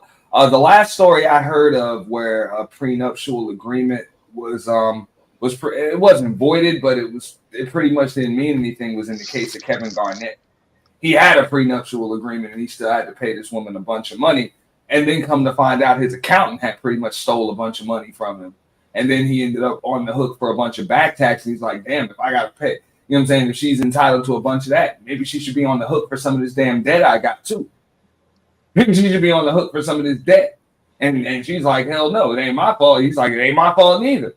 Whatever. You know what I'm saying? I know there was an agreement that I was still going to make sure you're straight, but there ain't no more money. You know? So, I mean, what do you guys think about that? Like, the prenuptial agreement, it's not going to be voided, but it's pretty much going to be, it can be overlooked in a situation like this. I think the point of having the prenuptial agreement is to put some safeguards in place. And again, I'm a stay-at-home wife, so when I think about a prenuptial agreement just in general, I think it's supposed to be fair on both ends. It's not supposed to be that, I keep all my money and then you're homeless or something. It's supposed to be, we're splitting, do it as amicably as possible. That's what I thought it was supposed to be. But I do notice when women are the ones that are more than likely going to have to pay the man, that's when they want the leniency and they want the understanding. Yeah, this is multi-million. Good, to part with your money for some reason when the woman's the one that has to pay up. Now, the situation we typically hear is where it's very contentious and one person has cheated or done something wrong and broken up the family. Why do you want to pay someone that it's their fault that they broke up the family. Well, because the prenup says if we split, this is what happens. But if there's not a prenup in place, then the state gets to choose what happens to your assets, regardless if you're the woman making the money or the man. So in that case, again, I don't know much about her situation, or because we haven't fully read her prenup. But if they had one written up, it was supposed to be fair that both people could amicably split and not have either person in a financial deficit. But that's not what typically happens. Yeah, this is. You guys read about the lawyer's fees, the time going back and forth to court, the kids switching back and forth. And again, these people have a lot of money, so all those things cost 10 times more than it would for normal people. So yeah, women don't want to part with their money. I mean, men don't either, but they know they would have to if the shoe was on the other foot. It almost seems like a reverse Uno based on status quo, right? So it's usually it's usually the other way around, where the man has the prenup. So it seems like she's got her own earnings protected, and it's now a case where he's seeking his piece of it, right? There's no kids involved. The fuck out, bro. Just like in the case of the woman. I think she's got some frozen eggs, if I'm not mistaken. I think she got some frozen eggs that might be in it. But that's don't she got an older son though? Were those eggs that were agreed upon during their relationship? I think she got an older son. I think so. That's why I brought him up. That's why I brought him up. Don't quote me. Yeah, I heard something about that. I heard something about this. No, God, no. Yeah, I think she do got an older son, because I remember seeing him on the Head and Shoulders commercials a long time No, ago. she definitely got an older son. Yeah, she had previous marriage. Yeah. That's what I was thinking. All right. This is a tingle angle. Yeah. So anybody else want to touch on that topic of Sofia Vergara, man? I like her jeans. Or just overall. I think she's still pretty. Just overall. I mean, yeah, she's fine. I like her accent. She fine. I love that accent though. Yeah. Yeah, but I think Portuguese ladies is fine. Yeah, I just think it's petty, fighting over a dog and all this stuff like that. The dog and all this old bullshit. Dude needs to kick rocks. He needs to shut the fuck up and just kick There was rocks. a baby in this situation. How horrible that would be, Oh, that would be nasty if a child was involved. No, yeah. But then again, a lot of these folks always looking at them, the pets as children too, though. So yeah. Yeah, when it comes to kids, like it's kids the only first thing I'm thinking about. So yeah, let's not talk about the kids situation. But yeah, he needs to just kick rocks. Take the dog, fucking walk out nude with no shoes on. I don't give a fuck. Right. Pretty much. Absolutely. Ooh, Game Changer been quiet. You got anything to add on the Game Changer? Or are you good? Game Changer probably busy. Yeah, no, I don't. How about Blue? Blue been quiet too. Blue, you got anything to say about this topic? My bad, I went to the bathroom. What happened? You have anything to say on this topic? What y'all was talking about? Because I went to the bathroom just now. Swag. We was talking about the Sofia Vergara getting a divorce from her husband, and basically they talking about how he fighting to get custody of the dog and all the other stuff, like basically honoring the prenup and stuff. Yeah, she's asking for sympathy, and leniency as far as having her prenuptial agreement upheld, because in a lot of situations like this, the prenuptial agreement isn't upheld because the lifestyle is going to change so drastically. Mm-hmm. So, judge hasn't made a ruling yet. What do you think about it? Well, Blue, what you think about it? I'm getting to it. I think that you gotta wait for what the judge say. Gotta wait for what the judge say, because at the end of the day, guess what? He make the decisions. So I think that it's messed up that somebody else has to step in and make the decisions on something you probably worked so hard for, and now they want to structure it the way they want to structure it. So, I mean, how do you keep the courts out of your business? I want to ask y'all that. Good question. Oh, that's easy. That's a dark answer. Don't get married. Oh, that's easy. Don't get a traditional marriage. Get one of them little, what they call I Civil forgot. unions. It's yeah, that's what I'm talking about. It's one of the marriages where you just don't go to a church, you just go to some sort of town hall or something and do it like that. You do it. You do Basically, it sound like don't get a marriage license. No. You do it. You just get a marriage license. You just do a civil union at the courthouse.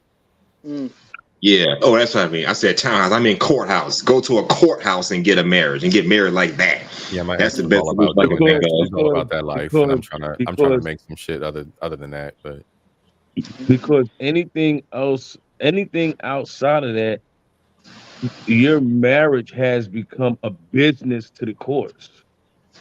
You know what I'm the saying? state. So, You are part of the now state. once y'all sign on papers and things that they can intervene. Why? Because you signed under our rules and regulations.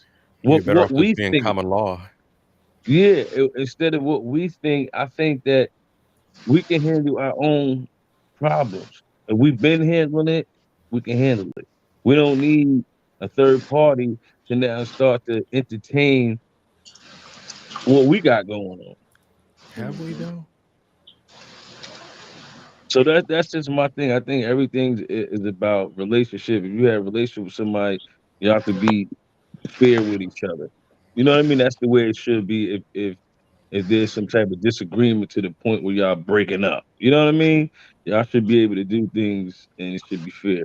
But once you put them people involved, they're involved, and that's where the whole picking sides coming at. You see what I'm saying? Because now they're picking which side that's going to benefit them, not you. It ain't going to benefit you if they pick the side what's going to benefit them. True. Absolutely true. Belly, why ain't you cammed up? Oh, because I was doing something. And I'm Okay. tired. I ain't gonna lie, I'm tired. We at the 3 hour mark. Yeah, we are there. Yeah, we are there, yo. But I mean, Y'all forced me to cam up, so hey. Hey man, we trying we to. didn't get classy in there though. We can't just, end it Oh, without. I forgot he was even here. Yeah, classy been here for a while. Hopefully he able to speak. Classy, can you speak? He probably taking care of some patients. Right? You there, Classy? Okay. I guess not. Yeah. He probably had to step away. I mean, if he come back, we just ask him. I already remember what we were talking about. So. I have a few more minutes. I just wanted to make sure I answered any questions. But I just really enjoyed coming to this panel. I've laughed a lot more. I almost had my contact come out of my eye. Oh yeah. Changer. Yeah. The delivery really caught me off guard. But when it comes to try to be not the fat girl, you know what? I'm trying to not read the comments. But yeah, we did spend a decent amount of time because that was the original topic, wasn't it? Yeah. That's what I'm saying. Being fat ain't fun. Don't do it, ladies. And with ladies, it's even a little bit harder for us to lose weight because we don't have a lot of that muscle to, combat what we're doing. When we're losing it, it's just straight fat, Yeah. So yeah, it can be difficult. We need as many encouraging people around us as possible, but not encouraging us to stay complacent, encouraging us to move forward and be better. What did Game Changer say? He said, get better grades. Yes, get healthier. Again, Absolutely. It's simple to say that, but the method will be different for each person. It's either do you like walking, do you like dancing, do you like, prepping meals? Because a lot of the weight loss is going to be what you're eating, not necessarily what you're doing. And when you actually eat better, you're going to have more energy anyways to do more. So that was my issue. Straight snacks, trying to stay, energized, feeding a baby and waking up 8 times a night. So yeah, you have to do what you can while you have the capability to do something. But yeah, I mean, other women have done it in my position, having a new baby, and I know I can too. It's just I don't have any family over here, so we don't have babysitters. I can't just dump my baby off with anybody. I've only been here 2 years, so everybody I've met here, I've known them a year and a half or less. And again, mom, parents, all the grandparents, they're 2,000 miles away. So what can I do? I have to work out while the baby is asleep, while the baby is newly fed, while the baby is cool, because then that 2 hours it's time to, pop him out and feed her again. So one way to keep myself accountable personally is to document it on my YouTube channel, to show pictures, to show video, which is hard. And of course, I got to get my husband's approval. But yeah, I'm going to start documenting that, and no excuses. Yeah. That's nice. I love I got that. one I'll question, make boy. sure to tune into that. Yeah. I got one question for young Brienne. Mm-hmm. My homegirl, when you gonna start doing your little live streams again? I miss those shows. Ooh. You lighting it up out there. No, they're a lot of fun, but it's a lot of work. I'm not really on a schedule right now. I'm on Bunny's schedule. She had a growth spurt where she is sleeping longer, but she's waking up more during the day. Like, she used to take naps during the day. Now she sleeps the whole night. So that's but I'm up during the day cleaning up now. So my schedule has flipped as well. And I'm not sleep because I think the first few months during my postpartum, I was sleeping so much, and that must have been my body healing, because I could have slept easily 16 hours a day the first 3 months, and then after that, now I'm kind of back to my normal sleep schedule, like 9-ish hours. But that's a huge difference between 9 and 16 hours sleeping a day, So I would say the best time will still be the weekends. But we'll have to see. It'll always be posted on my channel beforehand, though. But I think shorts and uploads are going to be the easiest for me right now. But if you think, you for sure get some subscribers with them shorts. Oh yeah, definitely. I gotta start getting back into doing shorts too. Yeah, the shorts are what really helps me to get content out, because I'd rather have content out than nothing. So yeah, you'll see more. That's my girl. Yeah, because I'll go back and post some of the shorts from my older lives, and then obviously new content like the working out and stuff. Yeah. So look out for that. I'll be uploading all this week. Yeah, shoot, I might be uploading a lot of shorts from all the shows that we done did in the past, especially this one right here. So Yeah, go back and start uploading shorts from this content, because it'll still show up. Okay, definitely. Like, whenever I ain't got too much time on my hands, when I got a lot of time on my hands, I'll definitely do it. But during the week, I'm usually very busy. So. I can't drop that baby off with anybody, right? Right now it's just me and my husband. Ohio. Yeah, Ohio. Yeah. I'm waiting for family to come and visit, but it's been a few months and nothing. So. Right. We'll see. Well, his father came for a few days, but I actually got sick. COVID as soon as I had the baby. So I think my immune system dropped after having the baby, because I was giving the baby all, my milk and nutrients. Again, that's what my doctor assumed. I can't say for sure. But gotta build it back up, Yeah, because I started, because as soon as I got home, I hadn't started taking my vitamins again because I was in the hospital. So as soon as I got back, I started taking them right away, but you got to keep taking your vitamins, especially after going through childbirth. Most people stop taking it, and that's when their hair really starts to fall out. So yeah, don't. I heard about that. Yeah, gotta be careful. Yeah, you got to keep taking them for as long as your doctor tells you to, because you'll lose hair, your skin will break out. I didn't really have those issues, but the 1 week I forgot my vitamins, that's when hair fell out on both sides, and now it grew back. But yeah, very careful. Thank you, Culture Invasion Podcast. I'm happy to be here. I have a question for Brienne before she go, because I have a friend watching in the clouds, and she makes an argument that I hear some women in the space to make.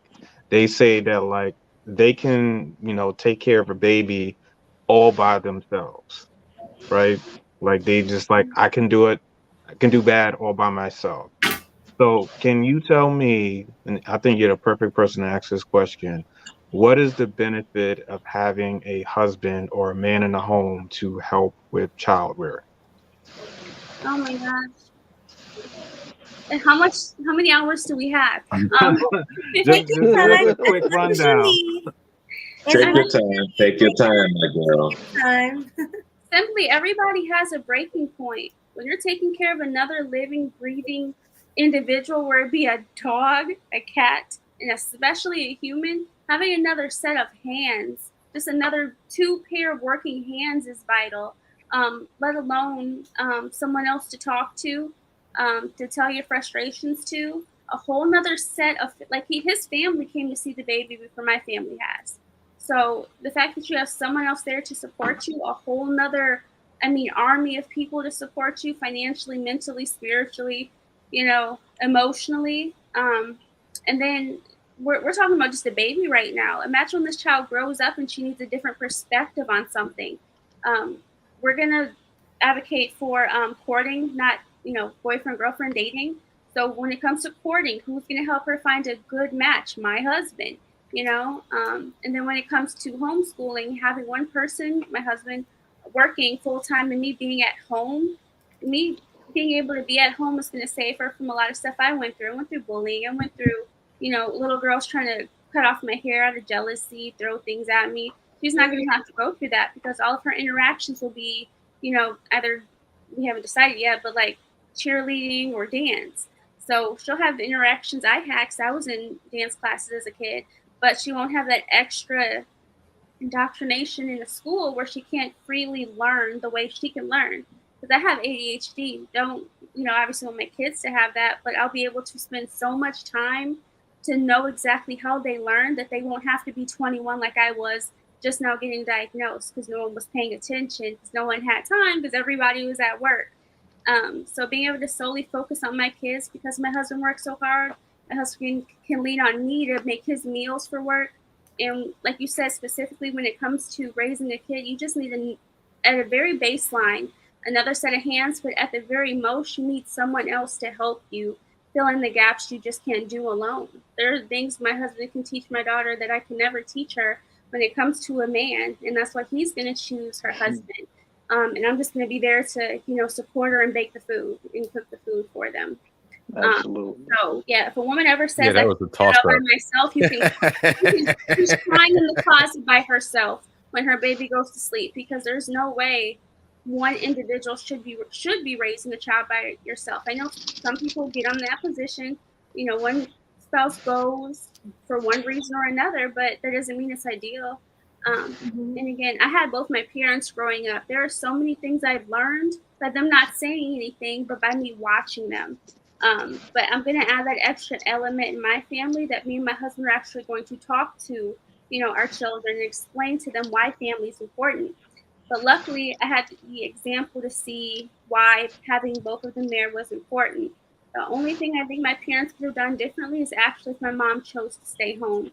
She was intelligent, articulate. She should have been teaching us, not my teachers at school, because I would actually say I was raised in school for a lot of the time by idiots.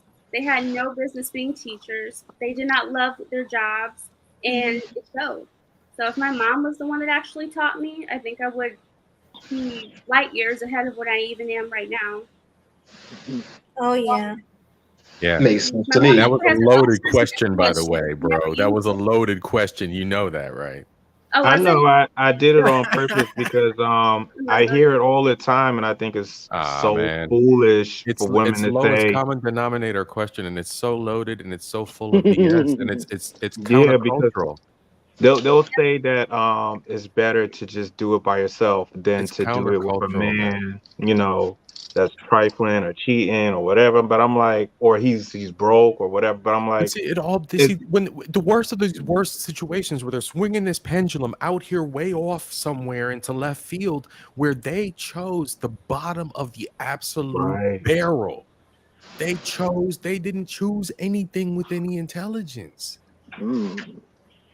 I think I I mean, said they this on the literally call chose before. a scenario that's from a Lifetime movie, and they think that they need an award for running their mouth about a bad choice.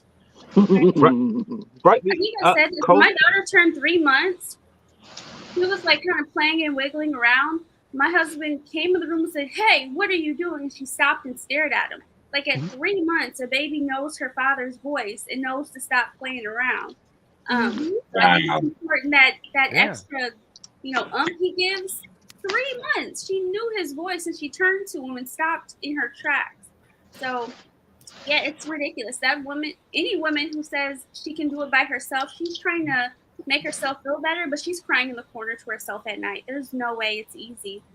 Yeah, but in our culture, like you hear that all the time. Like, I don't need no man. I could do it all by myself. Ain't no point in getting married. So they have a baby with whoever and then just try to figure it out, and then they fall flat on their face. And then there was a brother that had a podcast a few weeks ago or so where he's talking about the public school system's not going to raise our kids. And that's exactly what they do. They drink in the nighttime. They throw the kids to the school system in the daytime, wash, rinse, repeat. All right, man. And not only that, they go out there looking for their next hookup. Yeah, I'm not gonna lie, guys. We're past the 3-hour mark, so we're gonna do our final thoughts for the show tonight. Let's get the homie Classy here. He ain't said nothing yet. Let's see what he got to Can say I go on for that. classy because then I'm gonna have to go. Yeah. Tune in the next 2 weeks on the Grown and Sexy Show, hosted by Killer Swag and Melody, killing them softly. That's all I gotta say. That's all I've been able to say. So there you go. I wish we could have had more to say, man, but you know. I'm actually really tired. Yeah, I'm not gonna lie. I I'm gotta not. go to Melody work. early bird, so you know. I gotta go to work in the morning. 6 She in the can't morning. hang. Gotta be Yeah, out. me too. Yeah, me too. Time to wrap it up. All right, so Classy already got here. So Brielle, you got your final thoughts. What you got to say, girl? Ladies, please get to a healthy weight according to your doctor. You're going to feel better. Your skin's going to be clear. Your hair is going to grow better. Your knees ain't going to hurt. Your feet ain't going to be as sore. And you're going to look grown and sexy, okay? Right. Sexy. So you're going to feel so good. Follow my journey. My channel is Brienne LaFay, just as it's spelled below. I'm going to hold myself accountable and post it online because it's really hard to post your body online, but I'm going to do it classy. I'm going to show you guys, ground zero. This is the largest size I've ever been. I'm like size 14 jeans, I think. So this is the largest size I've ever been, and it's not fun. But I'm ready to be grown and sexy again. I'm ready to show my daughter what she can do and what she's capable of as well. So hope you guys have a good night. Thank you for having me, and I'll see you in 2 weeks. Thank you, See you in 2 weeks, Thank you, Brielle. Bree. Take care, Bree. so much Let for me know what I that. look like. For that final Peace, thought. Brienne. Hey, Swag. Let's go Peace, with Bree. Huscular and Muscular. Final All right, thought. H&M, what you got? What you got to say? Well, all I can say is, as far as this overweight stuff is concerned, like my homegirl Brienne just said, it's best that you do the work to actually get in shape.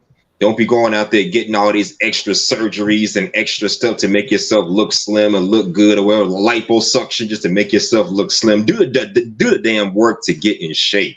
If I can do it, y'all can do it too. If I can take my ass to the gym once a week, twice a week, whatever, and still maintain this 160-pound studly bod, I'm pretty sure anyone can put in the damn effort. Come on, it may be a lot of work, but it'll be worth it at the end. All this body positivity, I'm all for instilling positivity in people, men and women alike, because I don't think anyone should be feeling bad regardless of what they look like. But you can't just tell people it's okay to be unhealthy. It's okay to be a slob. It's okay to, be out of shape and call that healthy living. You want to promote body positivity, tell people who need to get their bodies right to get their freaking bodies right. Exactly. That's body positivity. That's what you call some freaking body positivity. Stop promoting overweight women as being the new standard of beauty in our society. It's never going to happen. It ain't going to happen. Not for us anyway. Those of us in this panel and those what we know from around the way, it ain't happening for us. Those of us who know the game, it ain't happening for us. That's not going to be the standard of beauty for us. No. So we need to stop promoting that BS. All right. Well, we appreciate you. And my last thought, that mess that went down in NYC is just sad. Like I said, I hope this streamer, whoever the hell he is, gets held accountable, because how you going to have a whole thousands of people gathering in one area, talking about a freaking giveaway, and you don't deliver? Seriously. So I do hold him somewhat responsible for that nonsense going down. And not only that, if you're gonna have some gathering in a crowd of people in the downtown area, you better have some security on hand. My question: why was there police out there from the beginning when they knew this was gonna happen? Why come in after the BS go down or as it was going down? That's what I didn't get. That's what I want to know too. Like, why? It makes no Well, it sense was at a all. raid, and he said so. And he also said F it when they were talking about the cops during his live stream when people warned him it would happen. Yeah, I kind of mentioned that earlier a little bit, but yeah, he said F it. So you're like, yeah, that situation. F the police. F the police. It's ridiculous. I mean, it was just his presence in the. Exactly. Yeah. There. And finally, I'm going to say this to Brienne's point. All this, baby. Well, I'm going to tell you straight up, Bree and Melody. We live in a society where single motherhood, baby mama culture is the new standard nowadays. So I'm afraid both of y'all are the outsiders, the outcasts of this new age society. And you know what? You better carry that with some badge of honor, because with the way this world looking now, y'all are the precious gems and they're just the used up wounds. Aww, so you better carry that with some badge of honor right now. Carry that with some badge of honor and continuing. And you know what? We're going to continue. Is it womb that's been used? So I've used womb also. Well, technically, you had a husband when you had your baby, so technically, you ain't used up per se. Yeah, definitely. You got a point there. Yeah, we are definitely the odds, because a lot of Black women are just a mess. They think differently than Brianne and I and Mahogany. You know, I guess it pays to be in a red pill space, huh? Like we get the knowledge, we get, you know, what men like. We know what men like just from being in this space. So yeah, I guess, you know, it's kind of a privilege, you know. I mean, part of knowing what you want out of life is knowing what you do not want. I know what I don't want in a female, so that gives me a blueprint as far as what I do want in a female. Brienne, Mahogany, Melody, y'all, all three of y'all fit what I want in a woman. Why, thank you for that, my love. I appreciate it. We appreciate Not you. a problem, my love, from the stars above, my little turtle dove. Of course. Well, let's go with Leo Anthony. Final thoughts, my love. What are your final thoughts, homie? All right, thank you for having me. This was fun. I like that there wasn't like no crazy scream fest, because I hate getting stressed out before I go to sleep. So I'm glad that didn't happen. But what I want to say is, I'm all for being comfortable in your own skin, and this is pertaining to Lizzo, but don't lie to yourself, right? If you're not really happy with yourself, don't find ways to lie to yourself and have people coddle you and then try to promote that as something positive, right? And I'm all with Brienne as far as like, she's not comfortable with how she looks, so she's making that self-improvement to improve her image, right? So I feel like people should be more big on that instead of trying to find ways to skirt around it. Body positive is a way to skirt around improving yourself, because I believe a lot of those women are lying to themselves. And as far as like Kai Cenat goes, I think people do too much for clout. And I'm seeing this a big trend. Like, it's cool to just be you, right? You don't need to do all this extra stuff to go viral. But other than that, that's what I think being grown and sexy is. It's just being confident in yourself. That's grown and sexy. So with that, deuces. Y'all have a good night. Peace to the pen. Mind, body, and spirit. I agree 100%. Thank you so much. We All are right, let's go with ourselves. let's go with the homie Aunt T right now, man. What you got to say Salute. for final thoughts, man? Nah, man. Hey, Brienne, Melody, Mahogany, definitely three of my favorite ladies in this space. Aw, but at the thank same you. time, you guys don't do the men in this space a lot of good service. A lot of them are just gonna have. I mean, you don't represent a majority of the women that they want and like. So the fact of the matter is, most of these men, they're gonna need some adversity. Like they're just gonna need it. They're gonna need to learn how to understand, adapt, and adjust, and just that's it. Most women aren't gonna. They're not gonna understand what men want. Like they just don't. You know what I'm saying? They don't. They're not wired like that. So, I think a lot of these dudes need to learn how to fight fire with water instead of trying to fight fire with fire. That's one thing. But as far as what it is to be grown and sexy, that's pretty much what it is. I think it's all in the eye of the beholder. For the most part, when you're grown and you're sexy, you really don't care what other people think. And as far as even what Brienne was talking about earlier, like I don't give a damn what my chick's doctor says. You know what I'm saying? Whether she's obese or overweight, as long as I like it, that's really all that matters. That's really all I got to say as far as that's concerned. All right, let's see. Thank Killer Swag Melody for having me up, man. Appreciate you. Definitely a pleasure. You know what I'm saying? Hustling Muscular, Game Changer. This is the first time I was on a panel with Cultural Invasion. So first shout time out for me too. Yeah. Well, not man. He's awesome, bro. I'd like to race the panel with him. Yeah, And, he always got a lot of good insights, man. Yeah, and Mahogany, Brienne, always a pleasure with them as well, man. This was a pleasure. Thank you so much for having me. I appreciate you. All right, no problem, man. See you in 2 weeks, bro. We want to see you every 2 weeks, so make sure not next week, but the week after that. We would love to see you up here again on a panel. Yeah. Salute to you and peace. Peace. Appreciate you. Thank you. Let's go with your boy Cultural.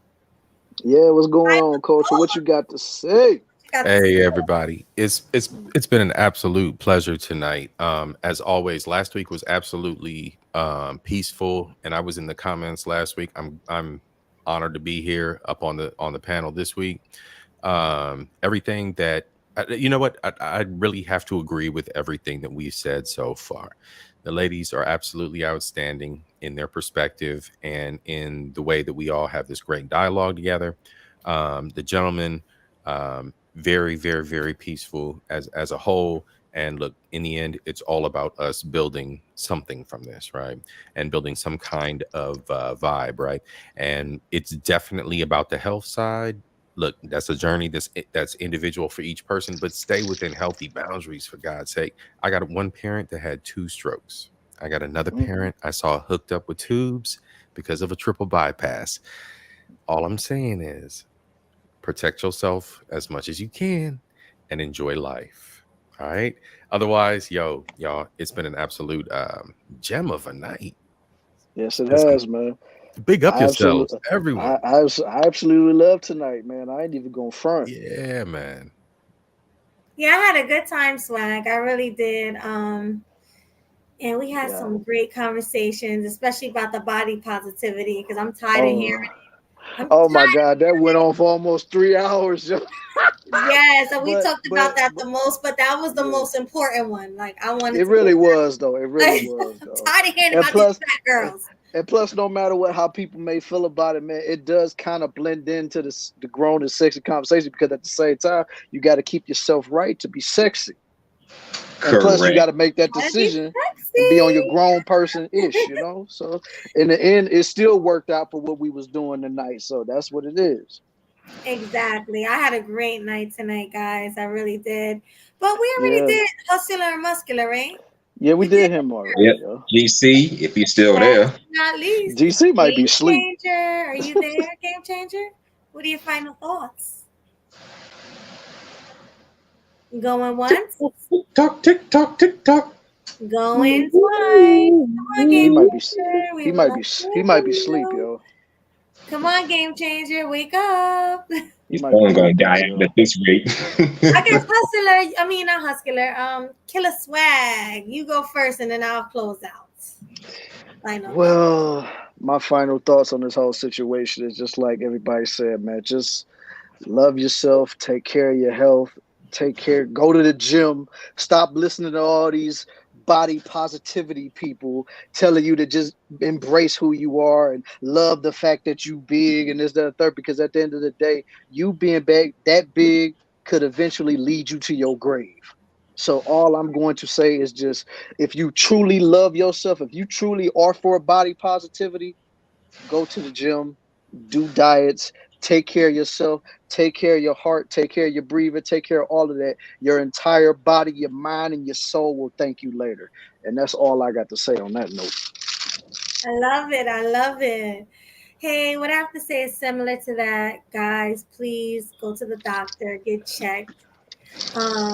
Take care of your body. Because if you're obese, believe me, you're not gonna last long. A lot of people I know have passed away from strokes and from cardiac arrest, having heart attacks and things like that because they were obese. So it's nothing positive about being obese. You should go see your doctor, and if your doctor says you're overweight, you should definitely get into the gym. And even if you don't want to get into the gym, do some walking, go running, go jogging, you can do some workouts at home. If you have a significant other, you guys can go work out together. I mean, there's a lot of things you can do. So please do not fall victim to obesity, where you can get diabetes and have heart attacks. I don't want to see any of my peoples go through that. So please take care of yourself and take care of each other. Yeah. And You can drink. that's pretty all I gotta say. That's pretty much all I gotta say. Right, Swag? What you gotta say about that? That I couldn't have said it perfectly, but on that note, I'm gonna get fat as hell now. You better not. You better not. Okay. If I come back on this panel and you overweight out of shape, we gonna have a problem, bro. I see Swag in person, and believe me, he is not overweight. And am I overweight, Swag? Am I obese? No, you're not. You don't look it. I just need, thank you. I just need to tone up. That's really it. I'm gonna be honest. I'm not Shoot, perfect. if me and Melody, if I was in Jersey, me and Melody be going to the gym. Yeah, we'll be going to the gym Can I together. join y'all? I want to put some hustle into my muscles. Yes, The believe more the me, merrier, I we guess. out together. Like, yeah, man. I'll give y'all some military style workouts. Like they do in basic training. Or something? Ain't you a trainer, Hustler? Or you just No, he just trained himself. That's just what he train himself. You damn right. I train myself, mind and body.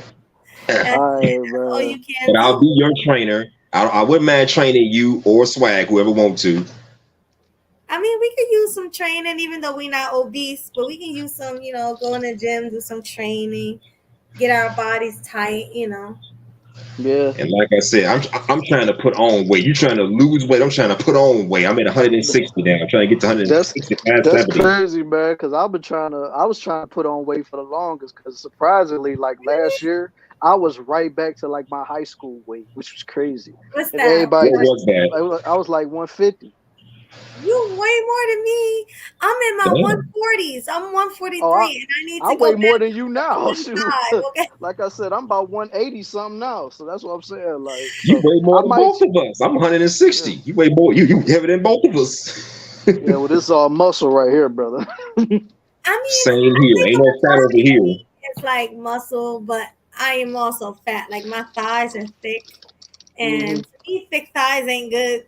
I need to tone those thighs up. Right, right. Become muscular. I need to. I used Are to they like jiggly? Are they like jiggly? They need to be toned up like Jello. 'Cause I've seen that before. I'm not say Jello, but I'm gonna say this: when I walk, they sure do jiggle. Oh, I don't want no Is that a jiggle. bad thing or a good thing? I mean, to some men, it's a good thing, but to me, I just want my legs toned. I want to be back how I was pre-pandemic. Pre-pandemic, I was all muscle. It was And nothing. there you go. Nothing It's was like everybody got lazy when COVID took off. Well, I didn't. I had to get out of the house and do something. I still had to work. Shoot, what you talking about? I took off work from my mama say because I don't work catching COVID. So I mean, I didn't have that situation, so I had to go to work.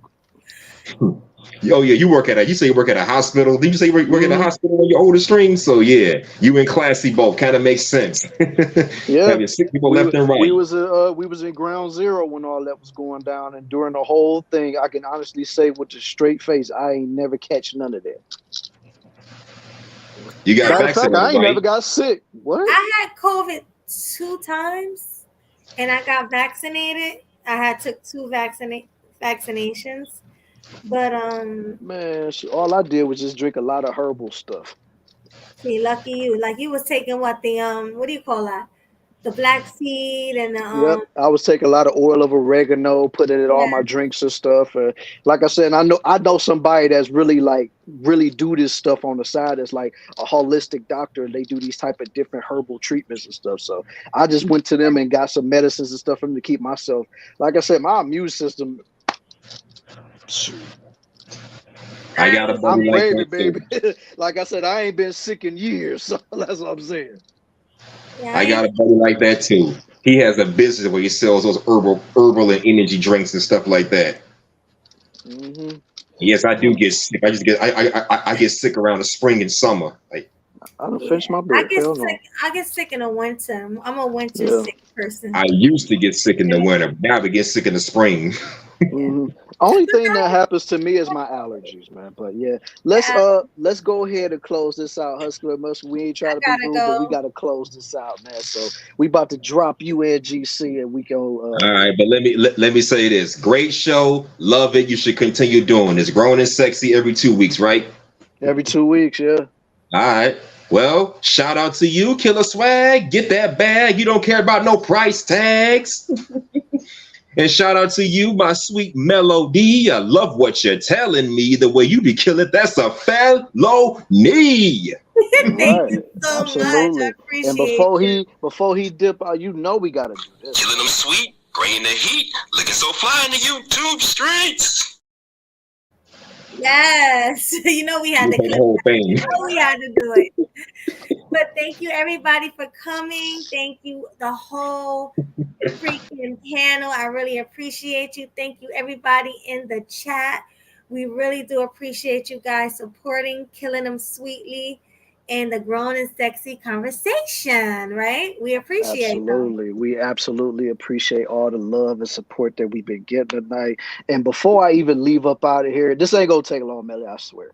I just want to give a shout out to my boy Josh, who gave me a cash app during the show. I wish I could have said it earlier, but everybody was flowing in the conversation. I didn't want to interrupt. But salute to Josh for that $5 cash app, man. and thank Appreciate you for the that, $5 cash app as well.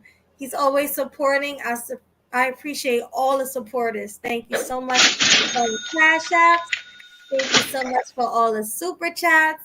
Thank you so much for all the likes. Thank you for the shares. We love you guys. I know I said I wasn't gonna say we love you too much, but I think this is my second time saying in the Yeah, stream. this is your second time, so we'll let you slide with that. So it's cool.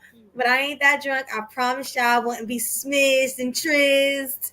I was just a little tipsy and tired, but it's all good. We still got through the show. Right. So we love you guys. That's the third time because we really do. We love all our supporters, all our fans.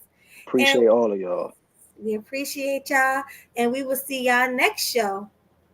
And remember, next week, Killing Them Sweetly show coming at you next Sunday, because we still got to keep it swag and sexy on Sunday. So make sure y'all tune in for Killing Them Sweetly, and then in 2 weeks another Grown and Sexy Conversation. So, but on that note, just like my homegirl Melody just said, we out this mug. So deuces.